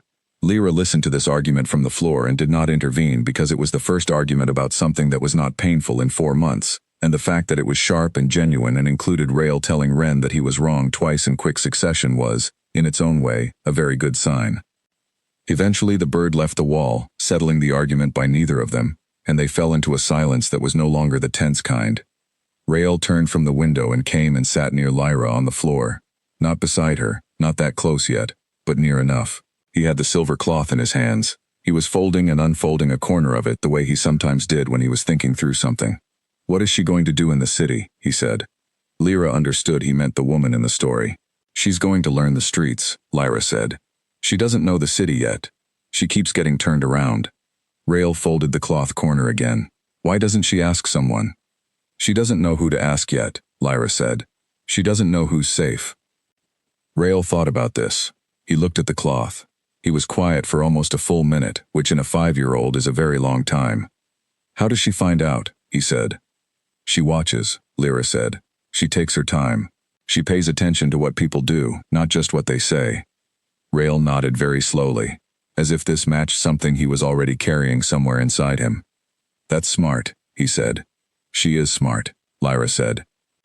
He unfolded the cloth all the way and smoothed it flat across his knees, and sat with it like that, open, not gripped, just resting in his hands the way something can rest when the person holding it has, for a moment, stopped holding it in the defensive sense, and is just holding it in the simple sense. Lyra watched this happen without remarking on it. She looked out the window. The sky above the palace wall was deepening toward afternoon, a darker and more serious blue than the morning, the kind of blue that in another hour would start to take on the color of the coming evening. Ren had come back from the window and was lying on the joined bed with his face up and his arms at his sides, looking at the ceiling. He did this sometimes in the afternoon. Lay in this specific way, not asleep, just present and quiet, looking at a fixed point above him with an expression that was not blank and not troubled but somewhere in the space that belongs to people who are thinking through something that does not have words yet. Lyra did not disturb this. She went to the table and found the letter that Edna had brought that morning along with the food tray, a brief note from the placement agency, informing her that her contract for the East Wing position had been extended for an additional 2 weeks at the King's approval. No details, no explanation, just extended. 2 weeks. She read it twice. She folded it and put it back on the table. She did not show it to the boys and she did not make a face about it, and she did not feel the particular flood of relief that might have been expected, because she had been in houses that extended her contract and then ended it abruptly, and she had learned that a contract extension was information about the future but not a promise about it. She was still here now. That was the relevant thing. She was still here now, and Rael had the cloth open on his knees, and Ren was looking at the ceiling without bracing for anything, and outside the window the afternoon was doing its slow work of becoming evening. She sat back down on the floor with the book. She did not open it. She just held it and let the afternoon move through the room at its own pace, which was unhurried and real and nothing like the first 9 days had suggested it might ever become. In his study on the other side of the palace, Cale had signed the contract extension without looking at it for very long. Philip had placed it on the desk, and Cale had read it to the bottom and picked up his pen. He had sat with the pen for 3 seconds longer than signing usually took. Then he had signed it and given it back. He did not explain this to Philip. Philip did not ask. What Cale had thought, in those 3 extra seconds, was very simple. He had thought, The boy slept. He had not allowed himself to think anything else. Just that, plain and concrete, the boys slept. 9 nights, that was a fact. And he was a man who made decisions from facts. He was not ready to think about the gap in the door. He was not ready to think about the small, plain woman reading with his son asleep in her lap. But the contract was signed. 2 more weeks. In the East Wing, Lyra did not know that Cale himself had signed it, not Philip on his behalf the way the less considered decisions were handled. She did not know the 3 seconds with the pen. She did not know any of it, and it would not have changed what she did next, which was to open the book to the place she had left off and read the next sentence aloud into the afternoon. She had not chosen this city, she read, but she had arrived in it, and arriving was different from choosing, and yet it was still a kind of beginning. Rael turned his face to the window. Wren's expression at the ceiling shifted slightly, just around the eyes, the way a face shifts when a word hits a place it was not expecting. No, neither of them said anything. The sentence sat in the room with them. Outside, the afternoon moved steadily toward evening, the way afternoons always do, regardless of what is happening inside the rooms they are moving through. 2 days after the contract extension, the potboy said something that Lyra thought about for a long time. His name was Owen, the same Owen from the stables, she realized, who apparently did 2 jobs in the palace the way people do who need the work and will take what is offered. He was 13, thin, with the careful eyes of someone who had learned early that information could be currency. He brought the evening tray and set it down inside the door, which he had started doing around day 6, no longer leaving it outside, and while he set it down he looked at the room in that quick, cataloging way of his. "People are talking," he said, not to anyone specifically, just into the room. "What are they saying?" Lyra asked. "That you did something to them." He glanced at the twins, who were at the window. "Something odd." "What kind of odd?" Owen shrugged one shoulder. "The herbs, mostly. Vera told the kitchen staff the herbs were under review. Barlow told the laundry women that you were using them as a—" He hesitated. "Some word I didn't know. Something about scent manipulation." Lyra set her book down. "Lavender, pine sap, and gray herb," she said. "Nothing else." Owen looked at her. He had the expression of someone who believes what is being said, and also knows it doesn't matter whether he believes it. "I know," he said, "but once people start talking, the kind of thing they say isn't really about what the thing is." He picked up the old tray and left. Lyra sat with this for a while. She had been called odd before. She had been called worse. In 3 of the 6 houses she had worked before, the end of her placement had come with some version of what Owen was describing. Talk that started in one place and moved to another place, and by the time it arrived, had changed shape completely, so that what began as, "the Omega Maid moved the furniture," ended up as something else entirely. She was used to it. That was the accurate thing. She was used to it. What she had not been used to, in any of the previous houses, was caring about the outcome the way she was beginning to care about it here. She picked up her book. She looked at the boys at the window. Wren had said something low to Rael that made Rael do a small sound that might have been almost a laugh. Not a real laugh, not yet, but adjacent to one. It was the first thing like a laugh that had happened in the room since Lyra arrived. She looked at the page in front of her without reading it. She was going to have to be more careful. Not about the herbs, about everything else. The talk had started, and talk of this kind had a direction it moved in, and the direction it moved in usually ended the same way. She had 2 weeks. The contract said 2 weeks. She was going to need to make the 2 weeks count. The herb pouch was empty on a Tuesday. Lyra found it in the morning, turned inside out, every compartment clean, sitting on the table where she had left it the night before. She stood and looked at it. She picked it up and felt the emptiness of it, the wrongness of the weight, and put it back on the table. She did not make a sound. Behind her, Wren was awake. He had not said anything, but she knew by the quality of the silence in the room that he was awake, and that he had been awake long enough to notice she had gone still. She turned around. He was sitting up in the bed with the sap crystal in his hand and his eyes on the pouch, and his face with the specific expression he wore when he was assembling what had happened from available information. He said nothing. She turned back to the pouch. She picked it up and looked inside each small pocket. Someone had done it carefully, she noticed. Not ripped or scattered, emptied. Each compartment opened and turned out, neatly. Someone who knew what they were doing, who had come in during the night, or very early morning, who had the key, or a key, who had been looking for the herbs specifically. She went to the small paper packet in the bottom of her canvas bag. It was still there. She took it out and opened it, and looked at what was inside, and did the quick, quiet arithmetic of what she had left, and how long it would last, and what she needed to do about it. The packet had enough lavender for 2 days, no pine sap, a small amount of gray herb. She began, slowly, refilling each compartment of the pouch, lavender in the left pocket, gray herb in the center. The pine sap compartment she left empty for now. It would have to wait until she could source more, which meant a request to the palace supply keeper, who was a friend of Oliver's, who had already filed a formal complaint about her presence. She set the refilled pouch on the table. She opened it. The smell was faint now, only what was in the left and center pockets, not what the room was used to. It would notice this absence. Not dramatically. The boys had not been told about the pouch or why it was there or what it did, because that was not necessary information for them to have. But their bodies had learned the smell, and the smell was now partial. She sat down in her corner. Rael had woken up. He was sitting up in the bed looking at her, and then at the pouch and then at her again, and he had, as he usually did, arrived at a correct understanding of the situation without being given the specific facts. "Someone came in," he said. "Yes," she said. His hand went to his pocket. The silver cloth was there. He checked it with his fingers without taking it out. "The pouch," he said. "Yes." "Vera?"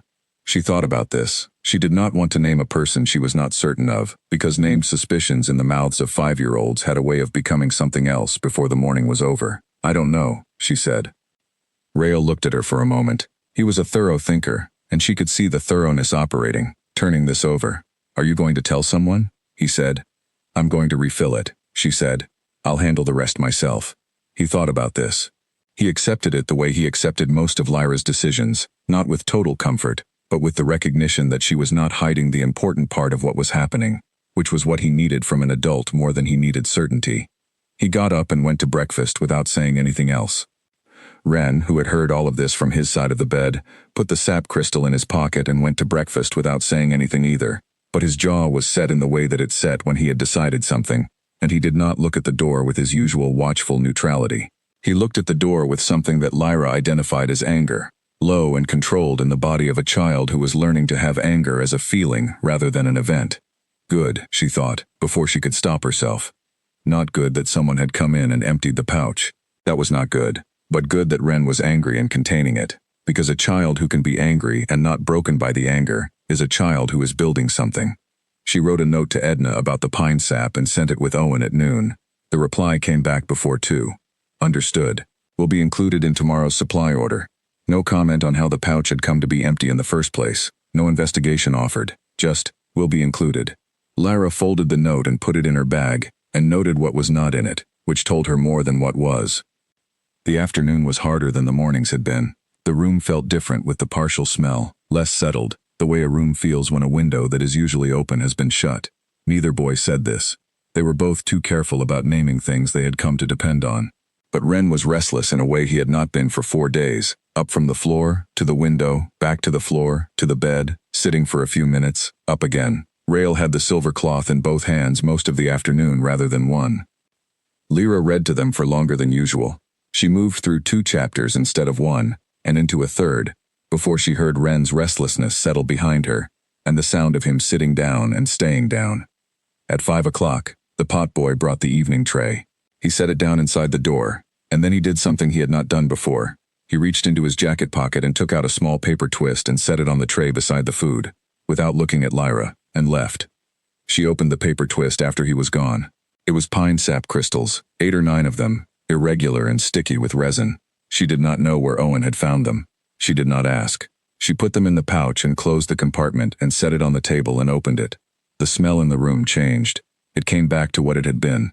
Not completely, not immediately. Smells don't recover in an instant the way visual things do. But it was present again, the particular combination that had become part of what this room was, that had become part of what these days were. Ren stopped moving around the room. He sat back against the wall near the window with his knees up and his arms across them, and breathed in slowly through his nose. He did not say anything. He did not look at the pouch. He just breathed. Rael's hands opened slightly. Not all the way, but slightly. Lyra sat on the floor with the book and turned to the right page and read without looking up. That evening, after the boys were asleep, she sat in her corner and thought about the emptied pouch and what it meant, and what was going to happen next. Things were moving. The complaint was in process. The report from Harriet was with the king. People in the palace were talking. The herbs had been emptied. None of these were coincidences. They were a sequence. She had been in this sequence before. Not exactly, but something like it. In 3 of the 6 previous houses. A placement that was working. Talk starting. Small disruptions. The disruptions growing. The ending. But those houses had not had 9 nights of sleep as evidence. Those houses had not had a signed 2-week extension from the king himself. Those houses had not had 2 boys who were changing, visibly and measurably, in front of anyone who was willing to look. She lay down on her mat and looked at the ceiling. The question was whether anyone in this palace was willing to look. Not at her, at them, at Wren and Rael, at what was happening in this room, which was not a mystery and not a miracle, but just 2 children being allowed to grieve in the way they needed to grieve, in a space that was safe enough to grieve in, with a person who was not going to leave. The question was whether anyone was going to look at that directly, without the filter of protocol and complaint and furniture configuration, and see it for what it was. She closed her eyes. She had, as yet, no evidence that anyone would, but she had the signed extension, and she had Owen and his paper twist of pine sap crystals, and she had 2 boys breathing steadily in the dark a few feet away from her. She breathed with them, in and out, steady and slow, and let the question sit unanswered, because some questions require more time, and more evidence, and more nights to answer, than one person sitting alone in the dark can give them. The palace was quiet. The clock marked 9. Somewhere across the building, behind the walls and the corridor and the heavy door of the study, a light was on. She could not see it, but she knew it was there. The night was long and cold and perfectly clear. In the morning there would be more of everything, more evidence, more talk, more days that were building towards something she could not yet see the shape of.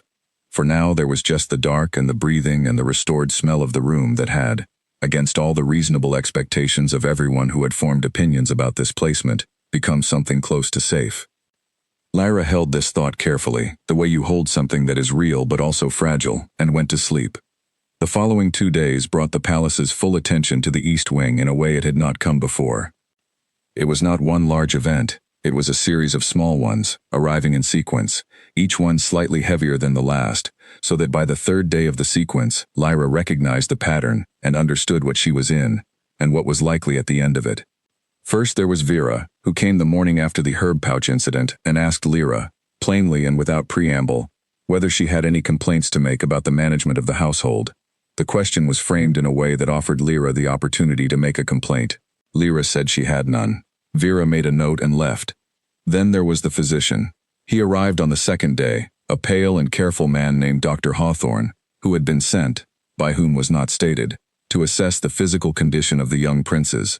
He was polite and thorough, and spent 40 minutes in the room examining the boys, who allowed this with the controlled discomfort of children who are learning to tolerate things they do not like, because the person they have decided to trust is present, and is not telling them to object. Lyra stood in the corner while the examination happened.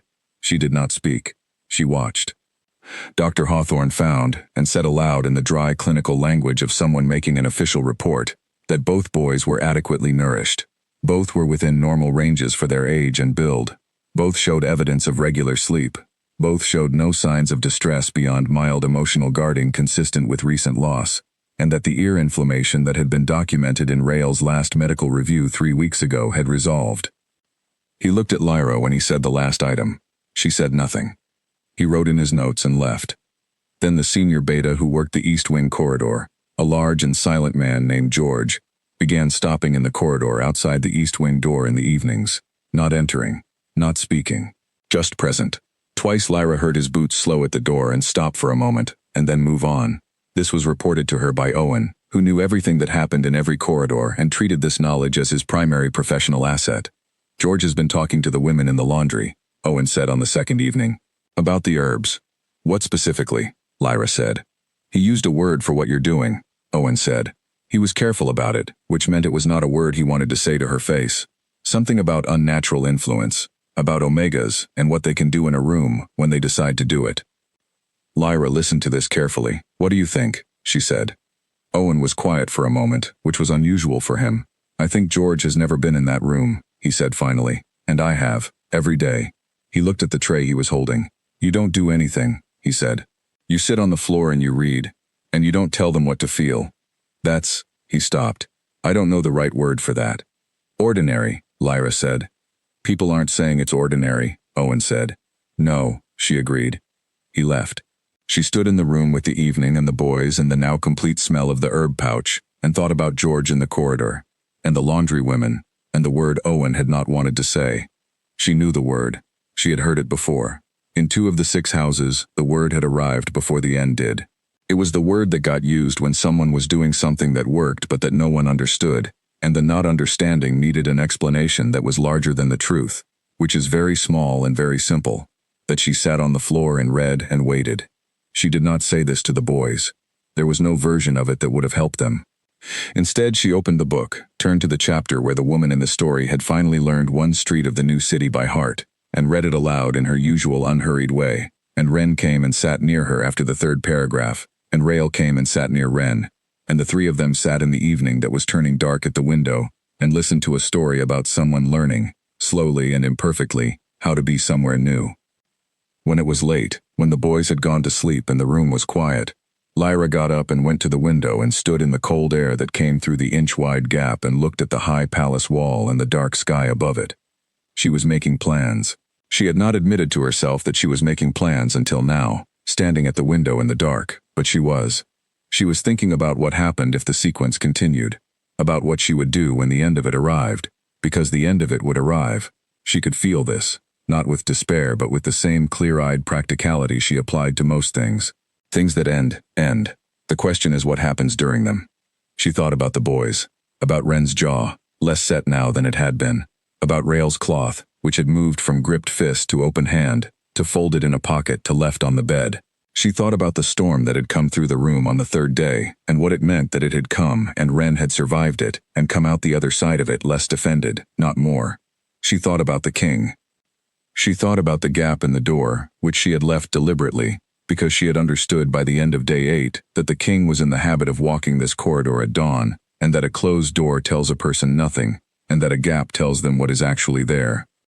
She was not certain he had come to the gap, but the contract had been extended, personally, and no reason had been given, and she had stood in this room for days knowing that the east wing sat in the middle of the palace the way a tooth pain sits in the middle of a person, acknowledged by everything around it and not looked at directly.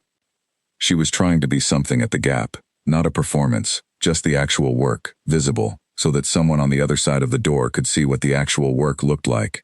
She went back to her mat. She lay down. She breathed slowly, in and out. The night had more hours left in it. She intended to sleep through as many of them as she could. Tomorrow was a new day in a sequence that was building towards something, and she was going to need to be rested for it. On the 3rd day of the sequence, Clara came with the morning tray. She was 17 and she brought extra bread again, and this time she stayed a moment longer than she needed to. She had the round, open face of someone who has not yet decided what kind of person she is going to be, which meant she was still capable of saying the honest thing. Vera told me not to stay when I dropped the tray, she said. All right, Lyra said. Clara stood in the doorway. She looked at the room, at the boys still asleep in the joined bed, at the table with the open herb pouch, at Lyra standing with her cup of water. She said the placement was under review, Clara said. That's likely true, Lyra said. Clara looked at the sleeping boys. Rael had one arm across Wren's shoulder, his face turned away, breathing deeply. Wren had one hand open near his face, the sap crystal in the palm, fingers loose. Clara looked at this for a moment.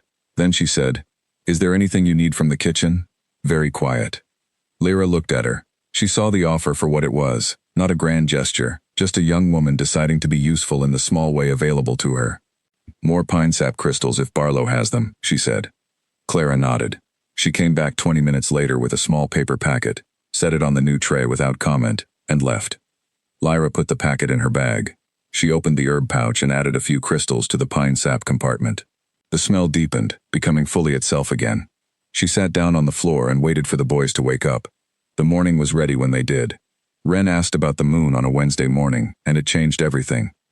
He did not ask it the way children ask questions for information. He asked it the way he asked all important things, sideways, while doing something else, not looking at her, so that the asking was partly deniable if the answer turned out to be more than he wanted.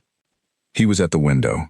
The morning was clear and high, and the sky above the palace wall was the particular pale blue of cold weather. Lyra was on the floor with the second book, the one she had run out of chapters in last week and had been rereading from the beginning. Where does the moon go in the daytime, he said. Lyra looked up from the page. She considered the question without treating it as a question about the moon. It doesn't go anywhere, she said. It's still there. It's just harder to see when something brighter is nearby. Ren kept looking at the sky. His hand was at his side, the sap crystal in his fingers, turning slowly. Rael was on the bed behind her. She could hear him breathing. Not asleep, but not fully awake. The in-between state he moved through most mornings before he chose to begin the day. Then why can't you see it? Ren said. Because of the sun, Lyra said.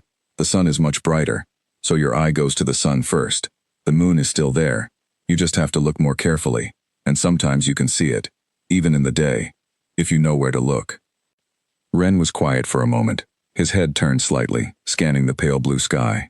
Then he found it, the faint white disk, barely visible, almost nothing, up above and to the south. He looked at it. It's there, he said. Yes, Lyra said. He stared at it for a long moment. Then he said, with his back still to the room, Papa is like that. Lyra went very still.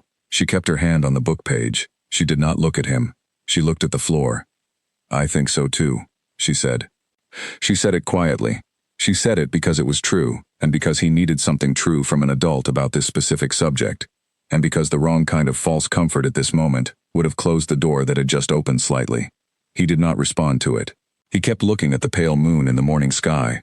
Behind her, Rael had gone absolutely quiet in the way he went quiet when he was listening with his whole body. The three of them were quiet together for several minutes. The morning light came in through the narrow window. Somewhere below, the palace was making its sounds, the stable yard, the kitchen, the guard. Then Ren said, Can you always find it if you know where to look? He still had his back to her, but the question was not really about the moon. Lyra closed the book in her lap. Most times, she said, yes. He turned around then. He walked to the floor near Lyra and sat down cross-legged, the sap crystal still in his hand. He did not look at her. He looked at the space between them. Most times, he repeated, turning the idea over. Yes, she said. He put the sap crystal on the floor between them and left it there, like a small offering, like a thing set down to make room for something else. Rael came off the bed without announcing it and sat beside his brother. The silver cloth was in his pocket. He had started keeping it there more often in the last 2 days, not holding it, just knowing it was there. The three of them sat in a triangle on the floor of the East Wing room, in the morning light, and no one said anything for a while. It was Rael who moved next. He reached into his pocket and took out the silver cloth and unfolded it, and laid it flat on the floor in the center of the triangle, the way you lay something out when you are ready to look at it, not hold it. It was a piece of fabric about the size of a folded handkerchief, silver and fine, with a small embroidered edge that had been worked in thread so pale it was almost invisible except in direct light. It was, Lyra understood looking at it, the edge of a sleeve. Part of a robe. The rest of the robe was gone. This was what was left. Nobody touched it. Rael looked at it. Ren looked at it. Lyra looked at it with them. She made it smell like the forest, Rael said, but now it smells like the room. He said it without inflection. It was an observation. He was not sure, she could tell, whether this was a loss or a different kind of keeping. Whether the cloth smelling of this room instead of his mother was something that had happened to him or something that was, in its own way, all right. Things change what they smell like, Lyra said. That's not the same as forgetting. Rael looked at the cloth. He picked it up and held it to his nose briefly, eyes closed, and then put it back on the floor. It still smells like her a little, he said, underneath. Then it's not gone, Lyra said. He left the cloth on the floor for the rest of the morning. He did not pick it up when Vera came at 10 and stood in the doorway and did her inspection with her careful eyes. He did not pick it up when the potboy brought the noon tray. He left it there, in the middle of the triangle that the three of them had made, and went about his morning with it, in his sight but not in his hand. And this was so different from the first day that Lyra had to make a deliberate effort not to count the difference too loudly in her own head, because counting gains too loudly is how you make them fragile. In the afternoon, Ren asked her to read more of the story. She read 2 chapters. In the second chapter, the woman in the city had found one person she was not afraid of, a very old woman who lived in a house near the East Gate, and who made tea in the morning that smelled like the pine forests of the place the main character was from. The old woman had never been to those forests. She just grew the pine somewhere nearby, because she liked the smell. Lyra read this passage and felt Ren go very still beside her. She did not pause or draw attention to the paragraph. She kept reading in her usual pace, unhurried. She heard him exhale slowly, like a door going from closed to almost open. At the end of the chapter, the story had the woman in the city beginning, for the first time, to make herself a small life there. Not a complete one, not the one she had imagined, but a beginning. Lyra closed the book. "That's where we stop for today," she said. Neither boy protested. They had both learned that she was not manipulable about this. The stopping point was the stopping point, always, and fighting it produced nothing. They also both knew, somewhere under the protest they might have made, that the stopping was right, that the chapter had done what it was going to do and more would have pushed past it. The afternoon settled. The light shifted. At some point, Rael picked up the silver cloth from the floor and put it back in his pocket, not gripping it, just carrying it. He looked at Lyra. "Tomorrow can she read more?" he said. "Tomorrow she can read more," Lyra said. He nodded. He went to the window. Ren went to the window beside him.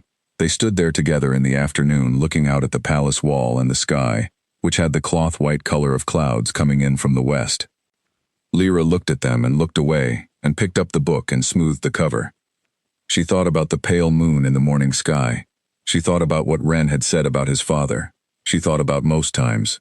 She had told him most times because most times was true and always would have been a lie, and she had decided in this room to stop giving children the lies that were supposed to protect them, and start giving them the true things said gently, because the true things were what they were going to have to live with, and it was better to give them practice at receiving truth while the person delivering it was still sitting on the floor beside them. Most times you could find it, if you knew where to look. She would hold to this. She would continue to believe it, even in the sequence she was in, even with the complaint in file and the herbs emptied and George in the corridor and the review underway. Even now, in the middle of all of it, there was the pale moon in the morning sky, barely visible, still there. She put the book on the table. She got up from the floor and went to the washroom and filled a cup of water and drank it standing up, looking at nothing in particular. When she came back out, the boys were still at the window, and the room smelled of lavender and pine and gray herb, and the afternoon was whole and present and real. She sat back down on the floor. The day was not done yet. Late that same afternoon, a second thing happened, which was separate from the moon question, but connected to it in the way that all the things in this room were connected. Not in a straight line, but in the way of roots, underground, finding each other through the dark. Owen came earlier than usual with the evening tray, which meant he had something to tell her. He set the tray down inside the door and straightened up and looked at her with his sharp 13-year-old face, and said, "The king's steward is scheduling something." "What kind of something?" Lyra said. "A meeting," Owen said. "Between you and the king." Lyra was quiet. She picked up the tray and carried it to the table and set it down. "When?" she said. "Not fixed yet. Philip is deciding." He paused. "The complaint has been escalating. Oliver's added 2 more items to it." "About what?" Owen hesitated. "About your methods," he said carefully. "About the influence idea. That's been picked up from the laundry talk and added to the formal record now." He looked at the floor. Someone with more standing than the laundry women put their name to it. Lyra looked at the table. She looked at the herb pouch, open as always. She looked at the tray, at the 2 portions for the boys and her own smaller portion, all arranged in the same way it had been arranged every day by whoever worked the kitchen that day. "I see," she said. Owen stood with his empty old tray held in front of him like something between them. "What are you going to do?" he said. "Nothing different," she said. He looked at her. He was 13 and he was smart, and he had been paying very close attention to the East Wing for 2 weeks, more attention than anyone else in this palace except possibly Philip, and what he had observed had given him a particular kind of respect that he expressed by continuing to bring pine sap crystals from the kitchen, and by arriving with information before it had fully settled. "Okay," he said. He turned to go. "Owen," Lyra said. He turned back. "Thank you," she said. "Not for the information, specifically, just for being a person who was consistently present in the right way." He looked at her with the expression of someone who has not been thanked much for the things he actually does. Then he nodded once, quickly, and left.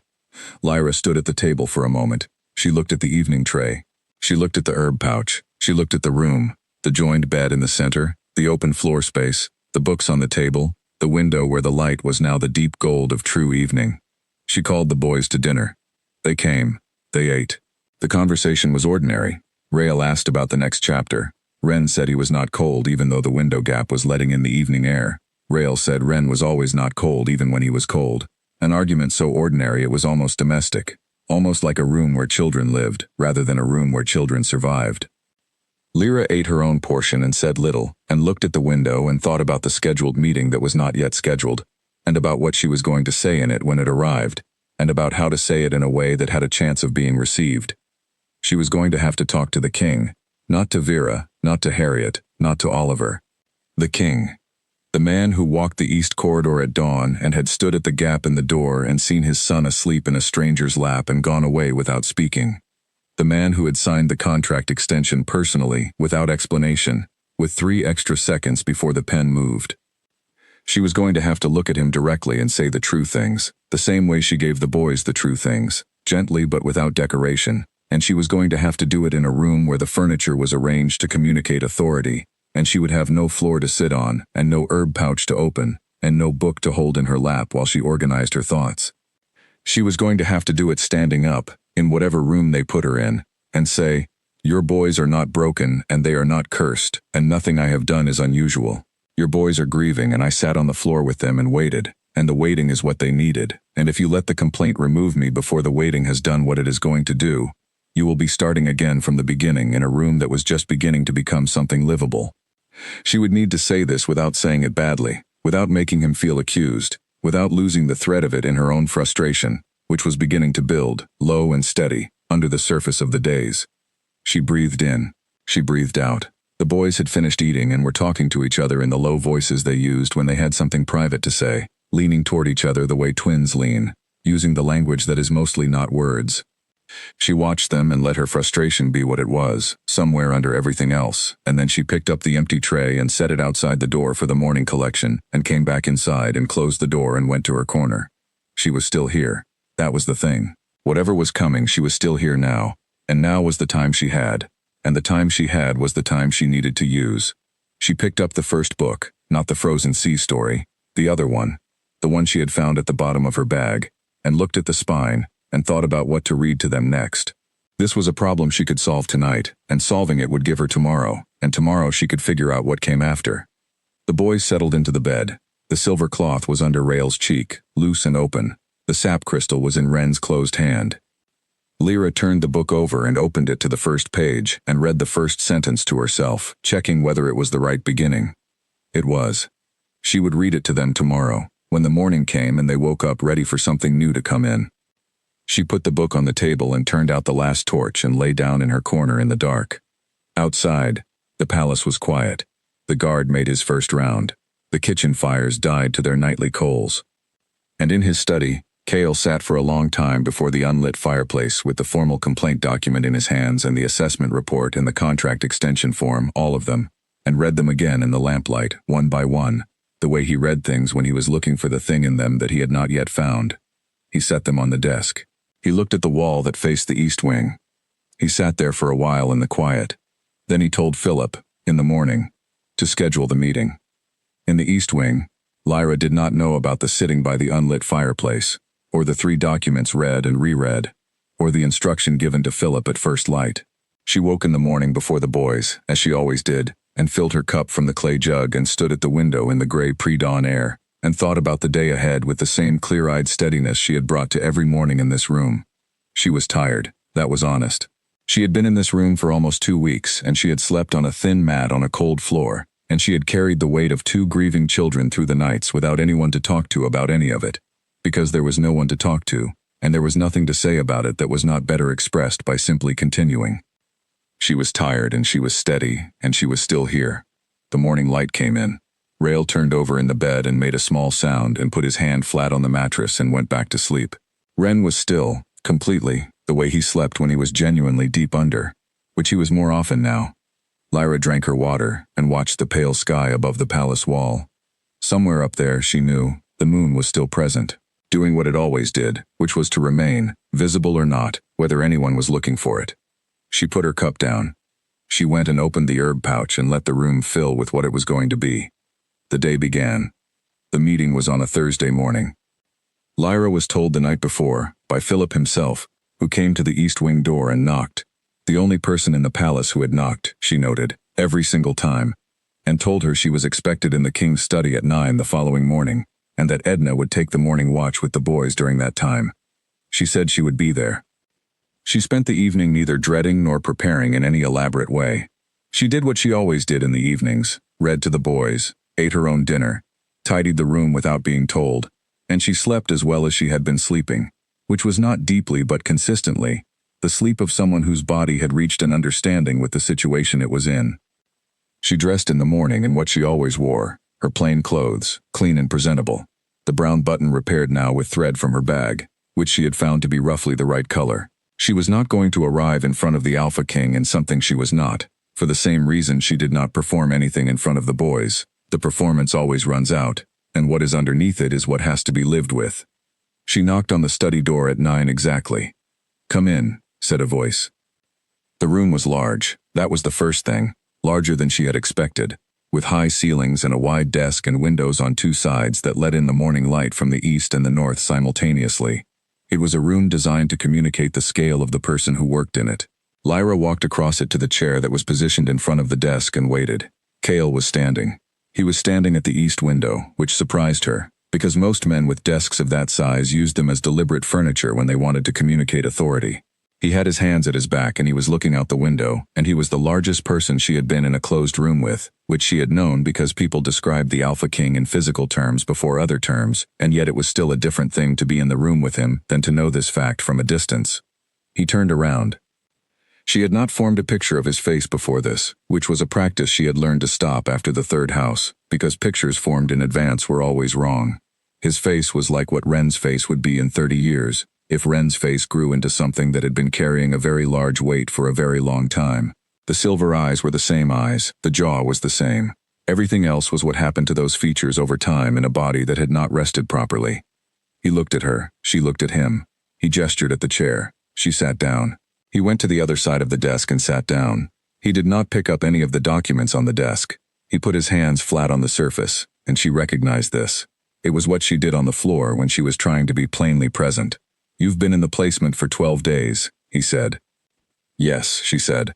"Oliver's complaint is now 4 pages, he said. Harriet's assessment has been revised to a question mark at the end of the word stabilizing." "I know," she said. "And you have not changed your approach." "No," she said. He was quiet for a moment. He looked at the desk. She waited. "What are you doing to them?" he said. It was the same question Vera had asked, but it was entirely different coming from him. Coming from Vera it had been a challenge.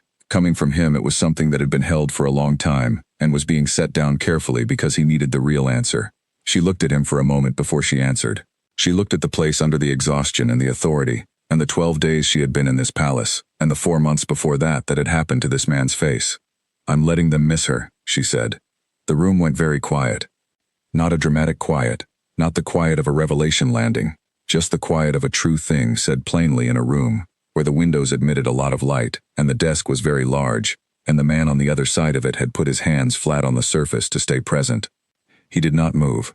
She watched his jaw, which was Ren's jaw, and which moved once, a single controlled movement, and then was still.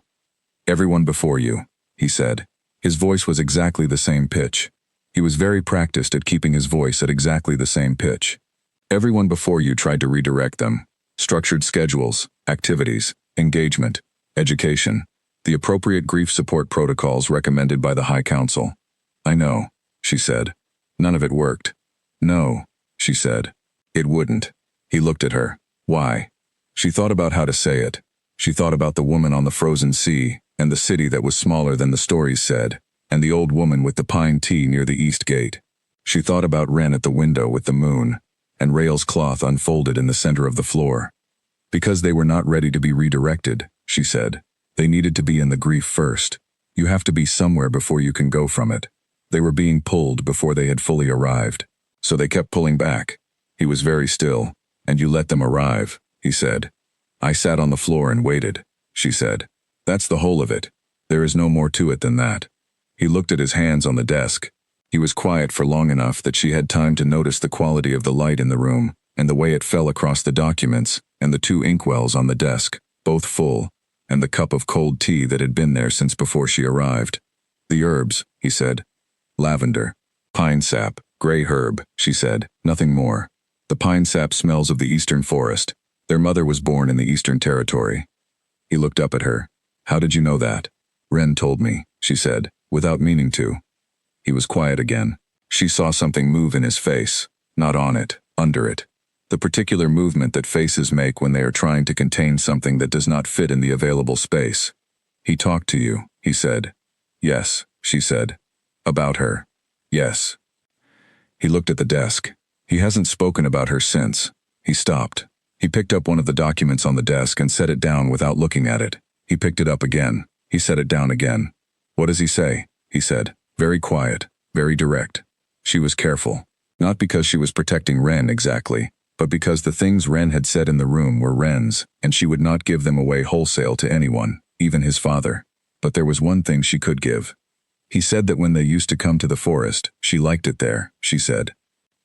Kale looked at the window. He was looking at it the way you look at something that is not there.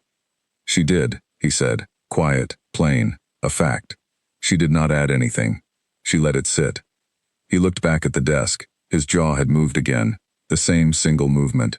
He was controlling something very precisely, the way he had been controlling things precisely for 4 months. And she understood what that cost a person because she had been in this building for 12 days, and she could feel the cost of it in the air of every room she walked through. The complaint, he said. I know what the complaint says, she said. You haven't addressed it. No, she said. He waited. She looked at him. I didn't address it because I am doing what works, she said. I can address the complaint or I can do what works. I cannot do both at the same time. The complaint is about protocol. What works is not about protocol. It's about 2 boys who needed someone to stay on the floor with them and not leave. I chose to do what works. He looked at her for a moment. And if the complaint removes you, he said. She was quiet for a beat. Then, someone will need to do what I did, she said. Sit on the floor and wait. Not with a schedule. Not with an approved curriculum. Just wait. He leaned back in his chair, almost imperceptibly. It was not a retreat. It was a person under a large weight making a small adjustment. The boys, he said. Are they? He stopped. He started again. Harriet's assessment says emotional guarding consistent with recent loss, he said. Is that accurate? She thought about this. They are guarding less than they were, she said honestly. They are beginning to be in the room rather than defended against it. Rael put the cloth down on the floor 2 days ago. He looked at it. He talked about it. Ren asked me a question that had nothing to do with what he was actually asking. He was very still. What question? He said. She looked at him. She was going to give this one, because it was the one he needed, and it was the one she had been waiting to give. He asked me where the moon goes in the daytime, she said. And then, when I told him it doesn't go anywhere, that it's just harder to see when something brighter is nearby, he said, Papa is like that. The room was completely quiet. His hands were flat on the desk. He did not move for a long moment. She watched his face hold something very large with great precision, the face of a man who had been holding things very large with great precision for a very long time, and was beginning to understand what that costs. He said that, he said, very low. Yes, she said. He looked at his hands. He looked at the window. He looked at the documents on the desk. I haven't been to see them, he said. I know, she said. Since, he stopped. I know, she said. He was quiet. She was quiet. The morning light moved across the desk between them. I don't know how to... He stopped again. She waited. She had learned to wait in this building and she was going to wait now. Go in, he said, just that, as if finishing a sentence someone else had started. You go in, she said. You sit down. You don't have to say anything right. You just have to be there. He looked at her for a long moment. She looked back at him without performing anything, without deference and without defiance, just present, just a person who had been in the room he was afraid of for 12 days and was telling him what she had learned there. He picked up Oliver's complaint from the desk. He looked at it. He set it in the document tray to his left, which was, she would learn later from Philip, where documents went when they were being filed away from the active pile, not dismissed, but not at the top of anything either. He looked at the contract extension that was also on the desk. He pushed it to Philip's side of the desk. 2 more weeks, he said. She nodded. He stood. She stood. She was at the door before he said anything else. Miss Lyra, he said. She turned around. He was still at the desk. His hands were at his sides now, not flat on the desk. His face was the face of a man who was on the edge of a decision that he had not been able to make for 4 months. Tonight, he said. After the 8 o'clock round. She understood. She nodded once. She went back to the east wing. She went back to the boys, and the floor, and the book, and the morning tray that Owen had left waiting. She sat down and opened the new book to the first page and began reading. She did not say anything to the boys about the meeting. She did not say anything about the king. She read the first 2 pages of the new story, which was about a man who had been at sea for a very long time and was finally returning to land, and the particular difficulty of learning to stand still when your body had been moving for so long. Rael lay on the floor near her with his chin on his arms and listened. Ren sat at the window and turned the sap crystal in his hand and listened. The morning was ordinary and full and present, and in 8 hours it would be tonight, and she trusted what she had told him, because she had believed it for 12 days. You go in, you sit down. You don't have to say anything, right? You just have to be there. She turned the page. She kept reading. The hours between the meeting and 8 o'clock were the longest of Lyra's 2 weeks in the palace, not because she was anxious exactly. She did not do anxious in the conventional sense. She had found it an expensive emotion with a poor return, and had mostly trained herself out of it over 6 houses and many years of being the person no one expected to last the week. But she was attentive in a way that took more from her than the usual attending. She watched the light change all day. She read 2 more chapters of the new story. The man returned from sea learning to walk on solid ground, the ground seeming to move under him the way the sea had, and she was more aware than usual of what she was reading, more alert to the words she was choosing to say aloud into this room on this particular day. Ren stayed near the window. He was not restless. He was the specific stillness that he used when he was paying attention to something he could not yet name. She did not draw attention to this. She let him be in the day however he needed to be in it. At 4 in the afternoon, Rael asked her something she had not been asked before. "Do you have a family?" he said. He was on the floor near the bed, turning the silver cloth over in his hands, not gripping, just handling, the way a person handles something while they are thinking about something else. Lyra looked at him. She thought about the question and what was underneath it. "I have a mother," she said. "She is far away." "Do you see her?" "Sometimes," she said. "Do you miss her?" She was quiet for a moment. "Yes," she said. Rael looked at the cloth in his hands. He turned it over. He smoothed one edge with his thumb. "Does it stop?" he said, quietly. She understood what he was asking. She had been asked something like this, in different words, in different rooms, and she had learned that the wrong answer here, any answer that promised it would stop, was the worst answer she could give, because it would arrive as a lie in his body, even if it sounded like comfort. "Not exactly," she said. "It changes. It gets different shapes at different times. Sometimes it's very big. Sometimes you don't feel it for a while, not because it's gone, but because there's other things taking up the space. And then something small happens. A smell, a sound, and it comes back for a moment. But the moments get further apart." Rael listened to this carefully, the way he listened to everything. He held the cloth. He was quiet for a while. "The pine sap," he said. "Yes," she said. He nodded slowly, understanding something he had already understood but was now able to put in a sequence. "It comes back for a moment," he said. "Yes," she said. He smoothed the edge of the cloth again. "That's okay," he said, not as if he was sure, as if he was deciding. "I think so," she said. Ren, at the window, had turned slightly. Not fully, but enough that she knew he had heard the whole exchange. She did not acknowledge this. She let him have it, without being observed having it. The afternoon moved.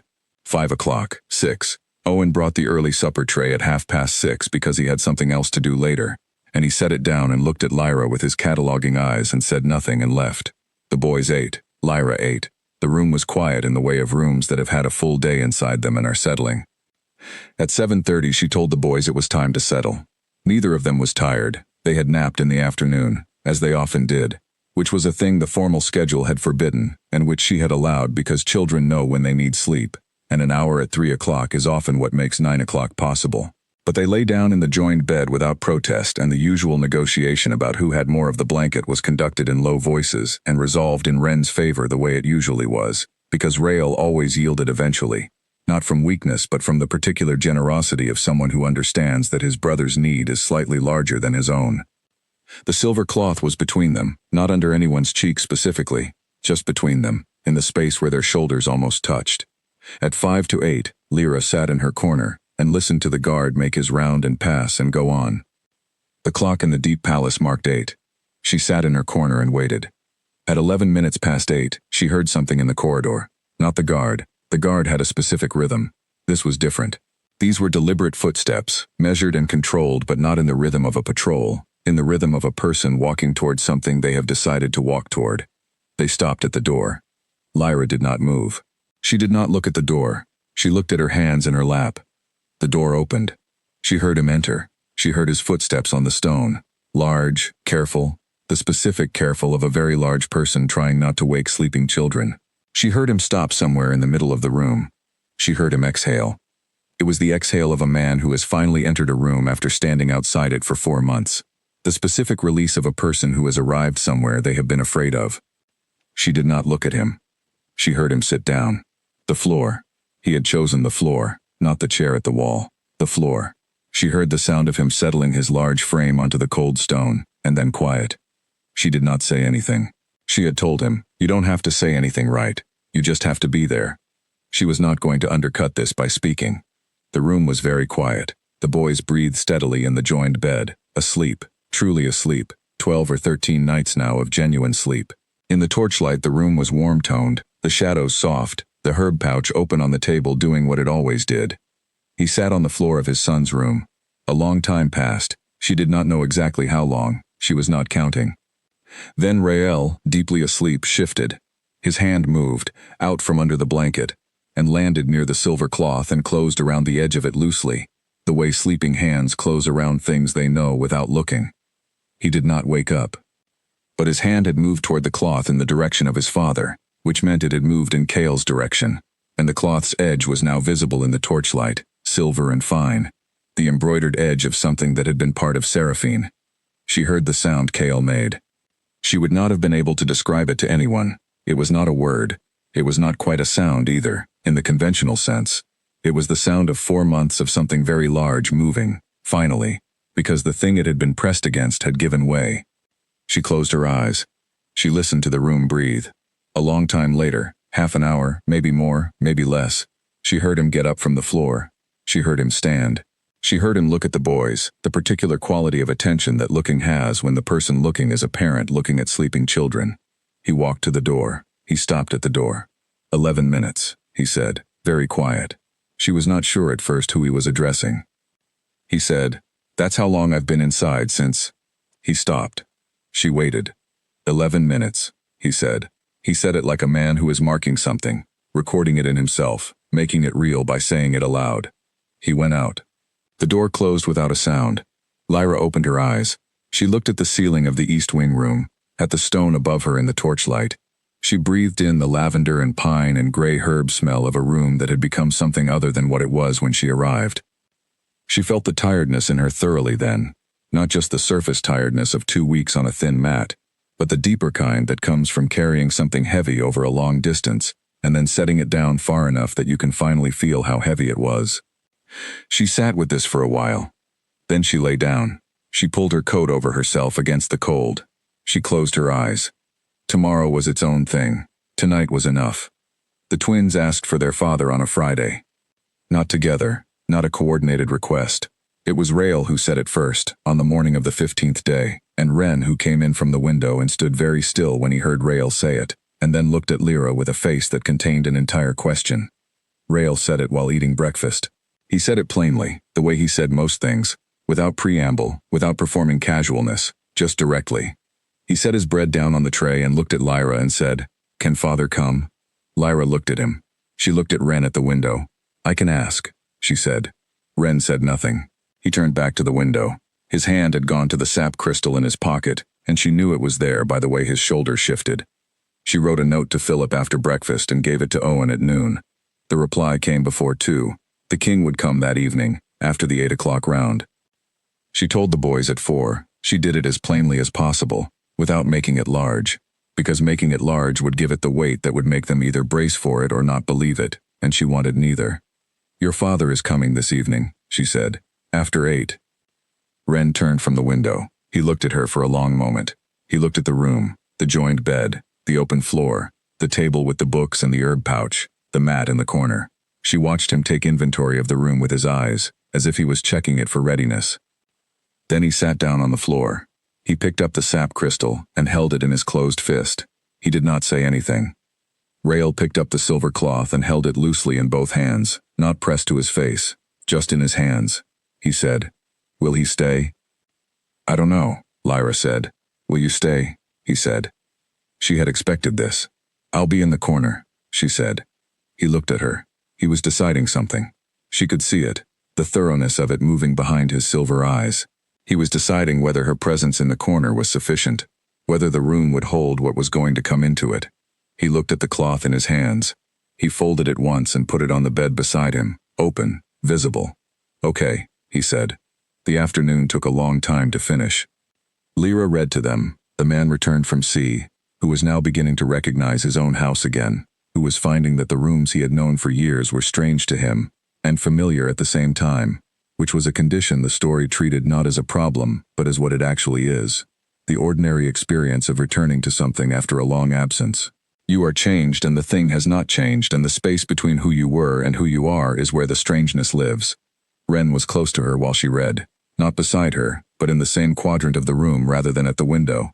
Rael was on the floor near the bed, one hand near the cloth, listening. At 7:30 she told them to settle. Rael lay down in the bed. Wren did not. He sat at the edge of the joined bed with his feet on the floor and his hands in his lap, looking at the door. She did not tell him to lie down. She did not make anything of it. At 11 minutes past 8, the footsteps came again. Different from last time. Last time they had been deliberate, measured, the walk of a man walking toward a decision. These were deliberate too, but underneath them was something she recognized as the specific cadence of someone who has done a difficult thing once and is learning what it means to do it again. The door opened. Cale entered the room. He was large in the doorway, large in the room, and he stopped just inside the door and stood with his hands at his sides and looked at his sons. She watched him look at them the way she watched everything in this room, directly, without pretending not to notice. Rael was lying on his side facing the door, eyes open, the silver cloth under one cheek, one hand flat on the mattress. Wren was sitting at the edge of the bed. His face was the face of a child who has wanted something for a long time, and is now in the process of having it, and discovering that having it is different from wanting it. Cale looked at Wren. Wren looked at Cale. They looked at each other for a long moment across the room. She was in her corner. She did not move. She did not speak. She was a piece of the room, like the mat and the herb pouch and the books, and she was staying that way. Cale crossed the room. He sat down on the floor near the bed, not on the mat, the floor. Directly, the cold stone, large and uncertain in the way a very large person is uncertain when they no longer know how to make their body the right size for what they are in. Wren looked at him. Cale put his hands on his knees. He looked at his sons. He opened his mouth and closed it. Rael said, "Wren said you used to come every night." Cale's jaw moved. "Yes," he said. "Before," Rael said. "Yes." Rael turned his face into the silver cloth. Not to hide, just to be close to it. He kept looking at his father. Cale looked at the cloth. He looked at it for a long time. Something moved through his expression that Lyra did not try to name or record, because it was not for her and she was not going to watch it directly. She looked at the window instead. Wren said, very quietly, "She smells like the forest." She knew he meant her. Lyra. She heard Cale go still at this. There was a long silence. "The herbs," Cale said. His voice was quiet and not quite steady. "Yes," Wren said. Cale looked at the herb pouch on the table. He looked at the room. He breathed in through his nose the way his son breathed, the same way, the same depth, and she understood that the smell had reached him too, and what the pine sap smell did in the body of a man whose mate had been born in the eastern forest. She did not try to watch. She kept looking at the window.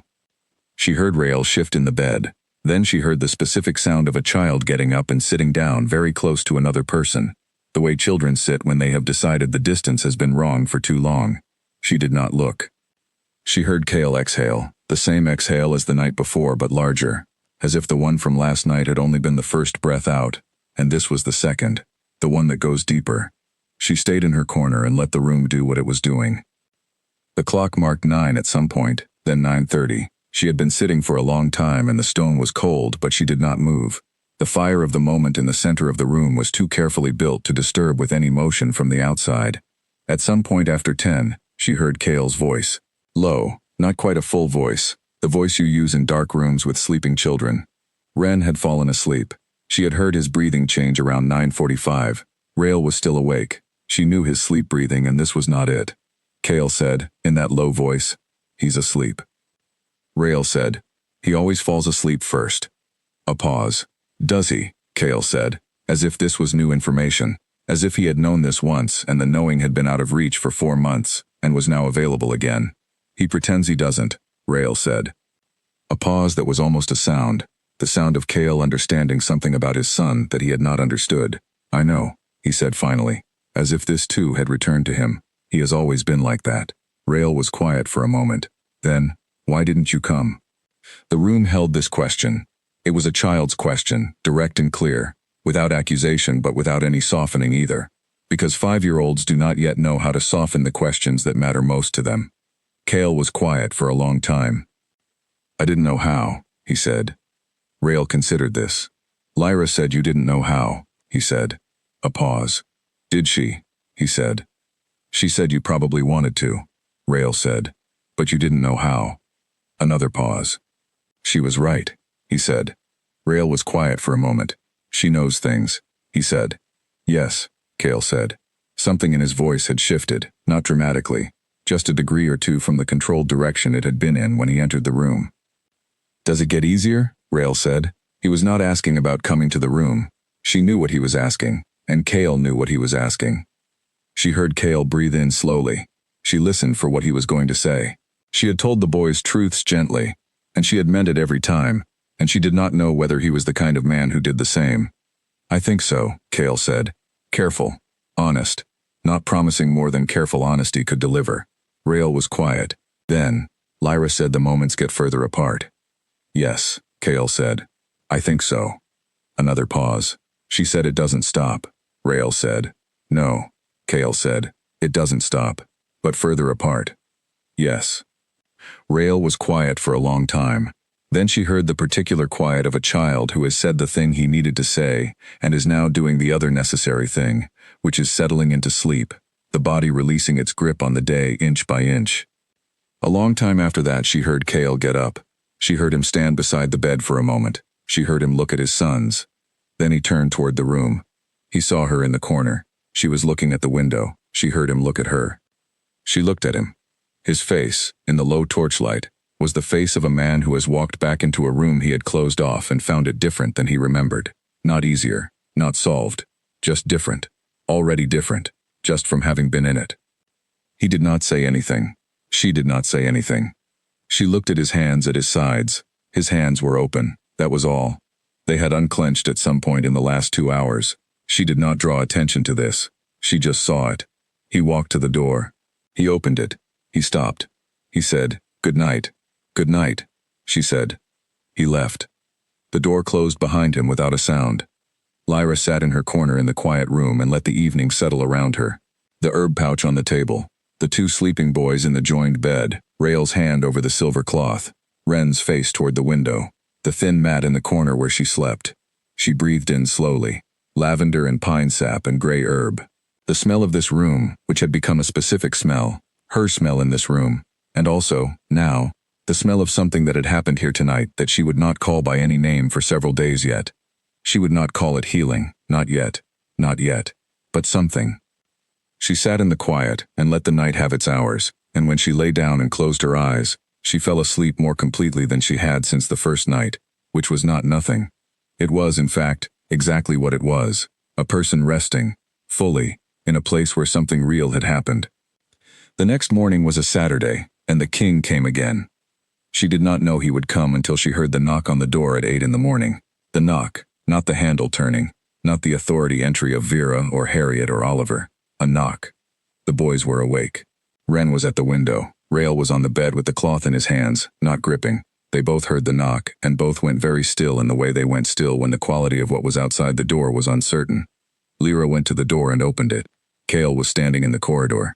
He was dressed for the day, the formal clothes of a king beginning his working hours, but he had come to the east wing before his study, which meant he had changed the sequence of his morning for the first time in 4 months. He looked at her. "May I?" he said. 2 words, politely asked, with nothing of command in them.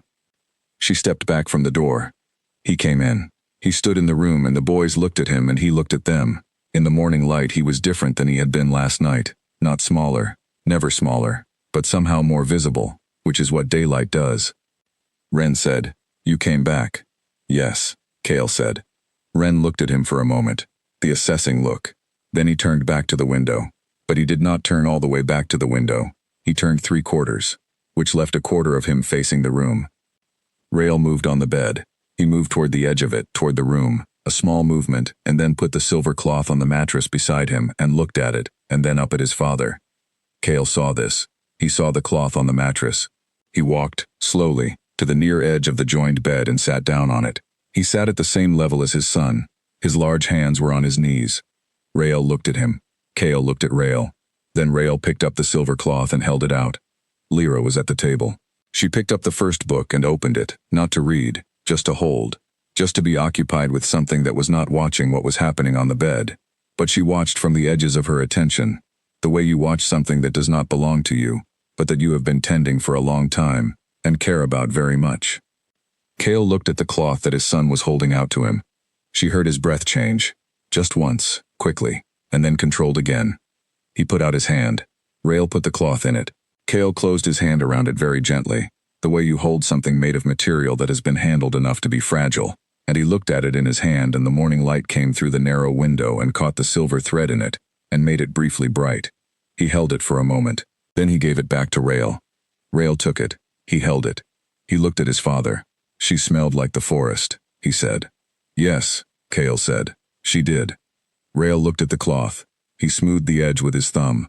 Lyra says the pine sap smells like the eastern forest, he said. Yes, Kale said. Have you? Rael started. He stopped. He tried again. Can you smell it?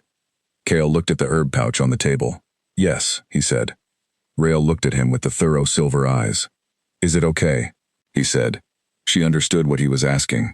He was asking whether it was okay for the room to smell of the thing that reminded them of his mother, or whether it made his father want to leave, or whether Kale was going to say anything that would mean the pouch had to go.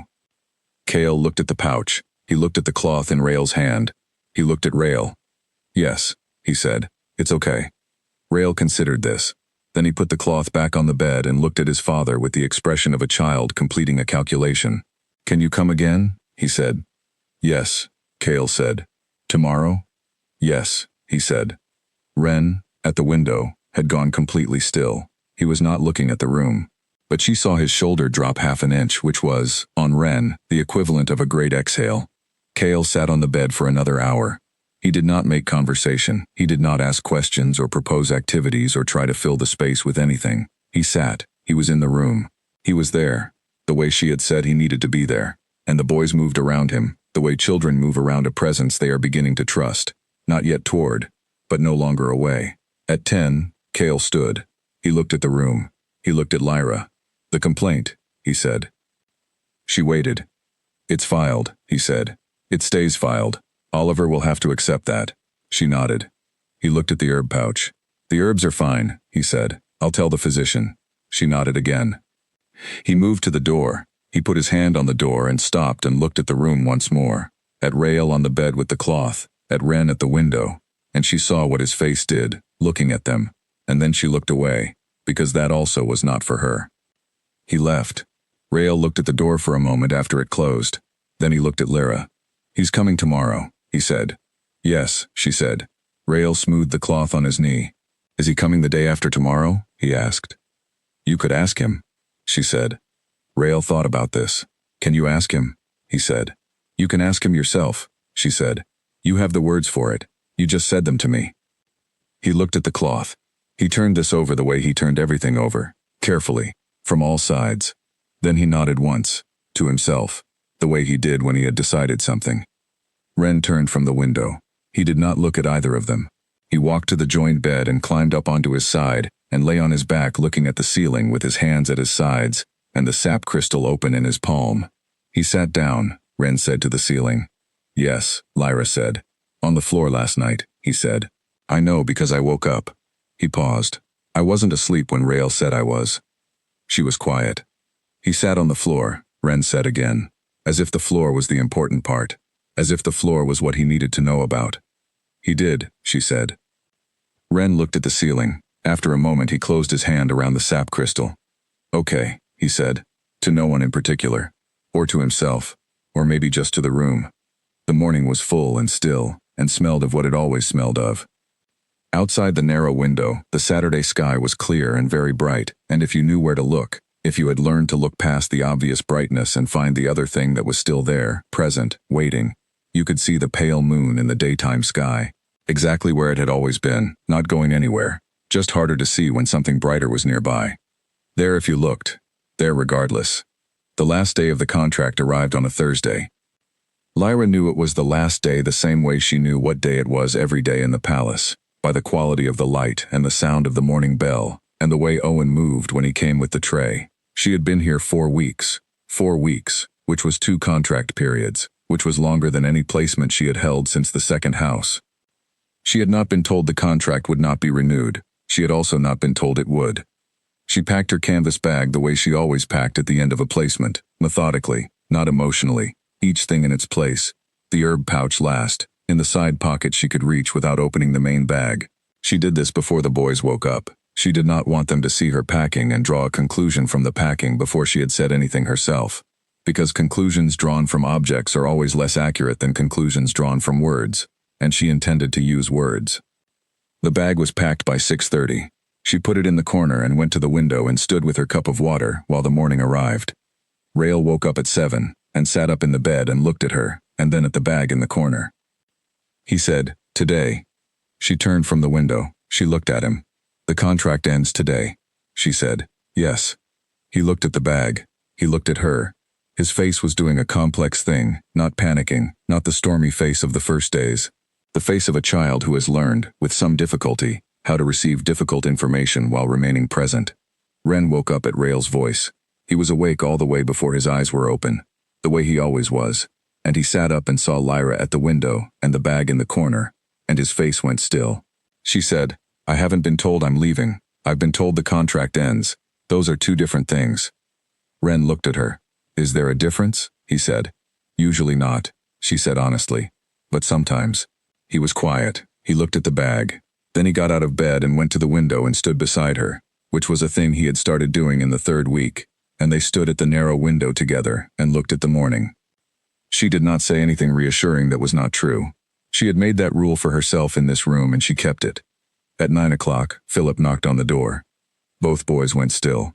He came in with the paper-perfect step of a man who has organized many things and apologizes for none of them, and he looked at Lyra with an expression she could not read yet, which meant it was organized.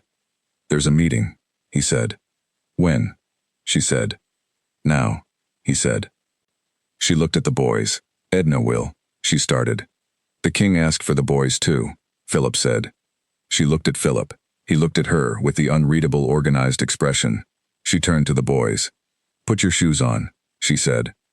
They went down through the palace together, Philip in front, Lyra behind, and between them Ren and Rail in their shoes, walking through the main corridor that they had not walked through in 4 months, looking at everything with the careful silver eyes that took in a room the way a river takes in land, quietly, thoroughly, changing it by moving through it.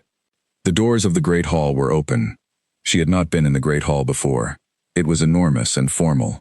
The high ceiling, the long table, the windows along the east wall that admitted the morning light in columns. Cale was at the far end of the table, standing, with Oliver beside him and Harriet behind him, and Vera at the door when they entered.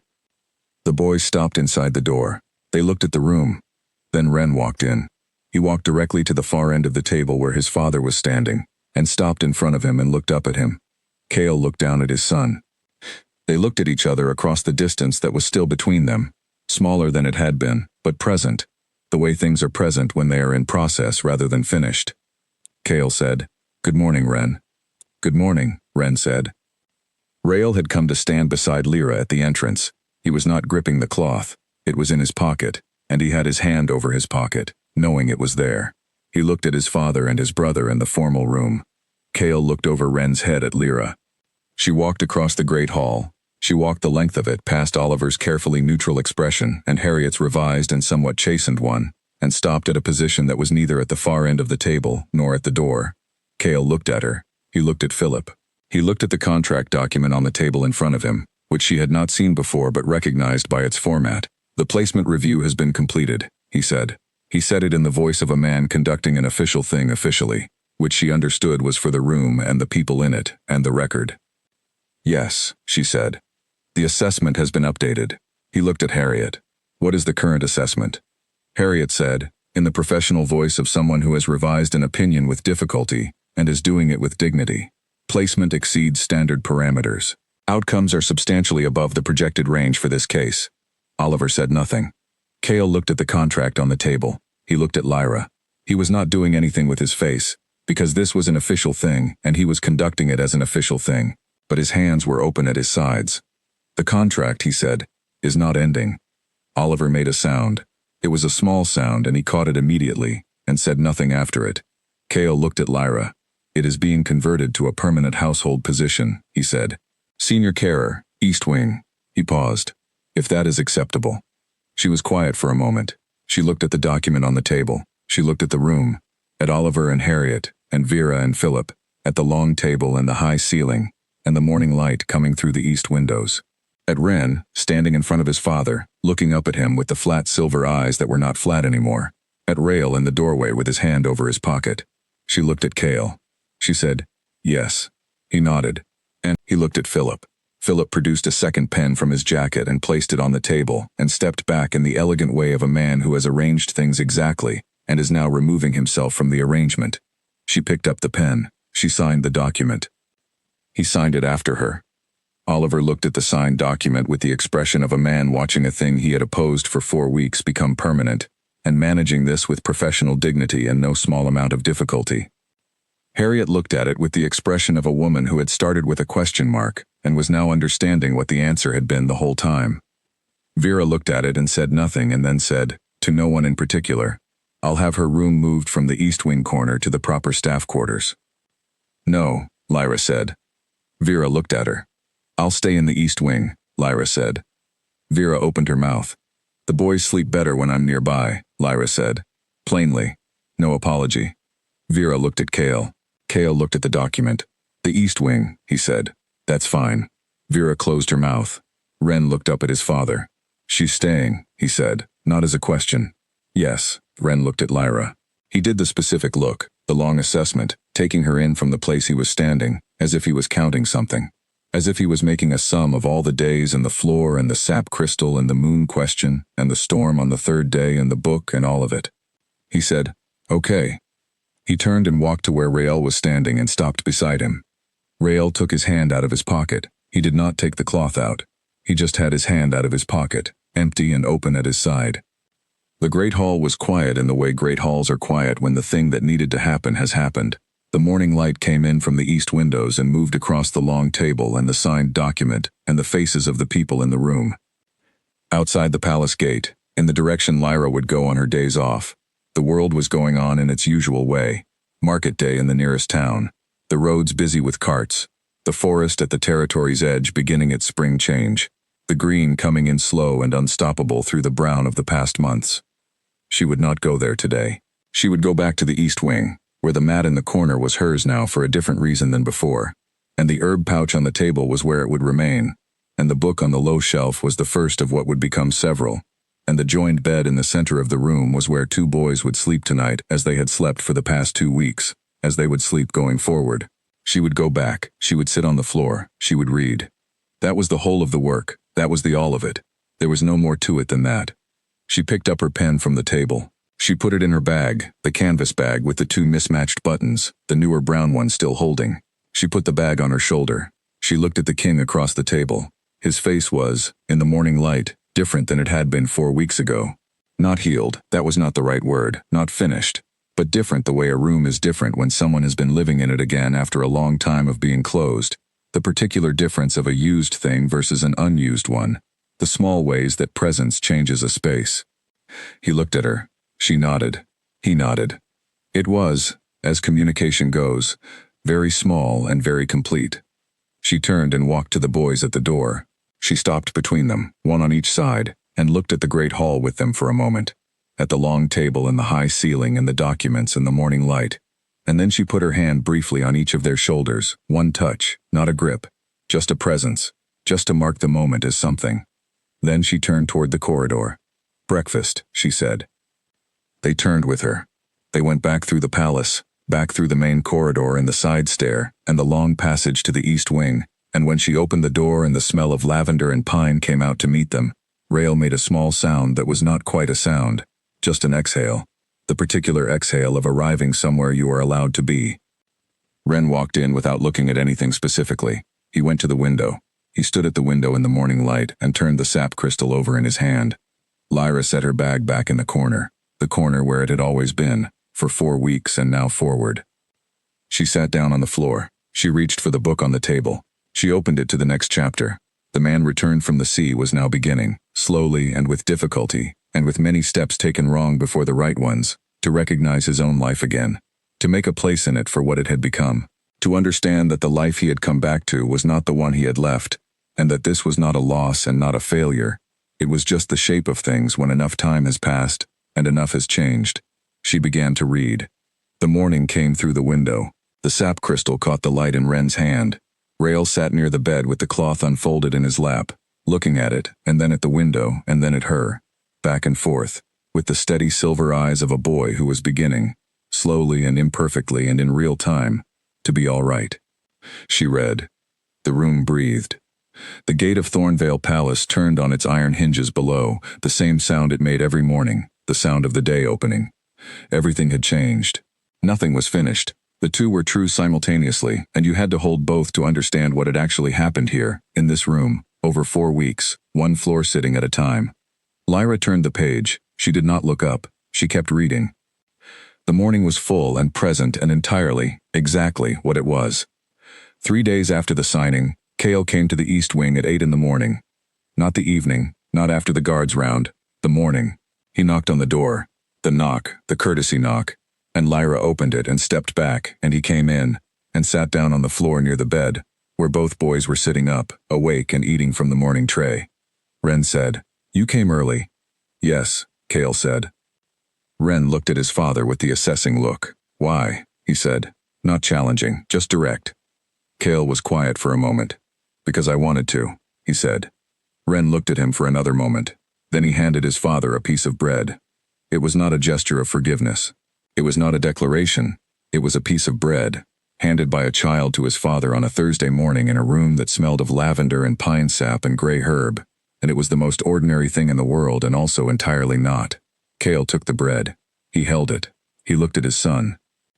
He ate it. Rael, on the other side of the bed, was watching all of this with his thorough eyes. The silver cloth was on his knee, open, taking the morning light. He was not holding it. It was just there, near him, the way things can be near you when you are no longer afraid of them. Lyra sat in her corner with the book. She opened it to where she had stopped. She read 2 sentences to herself.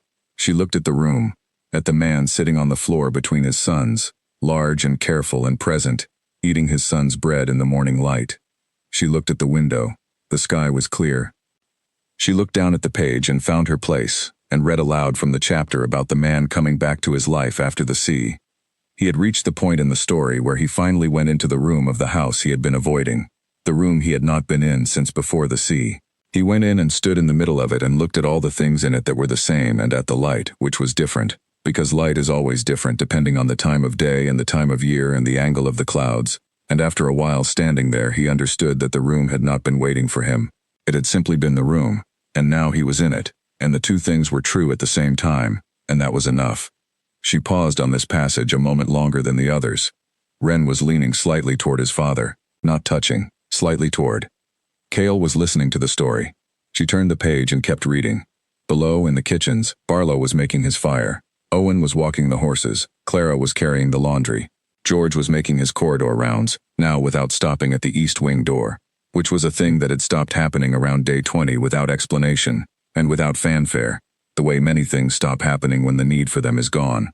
In the administrative quarter, Oliver had filed the complaint properly and noted it as inactive. Harriet had revised her assessment fully. Philip had organized the contract paperwork with his usual exactness and placed it in the permanent household file between the stable master and the head cook, which was where it belonged. In the great hall, the morning light moved across the long table, across the empty document stand, across the polished floor. The east windows sent the light in. In the East Wing, a woman sat on the floor and read aloud from a story about coming home, and 2 boys listened, and a man who had not known how to be in this room for 4 months ate a piece of bread his son had given him and learned, slowly, what it felt like to have arrived. Not to have finished, not to have recovered everything. To have arrived. Outside, the gate turned on its iron hinges. The day was open. The story was not over. The story was never over, not in the way stories in books were over, not with a resolution that settled everything and made the difficult parts make sense from a safe distance. Life was not constructed that way. The difficult parts went on being difficult. The grief went on having its seasons. The distance between the moments of it grew, and then sometimes shrank again, and then grew once more, as Lyra had told Rael it would.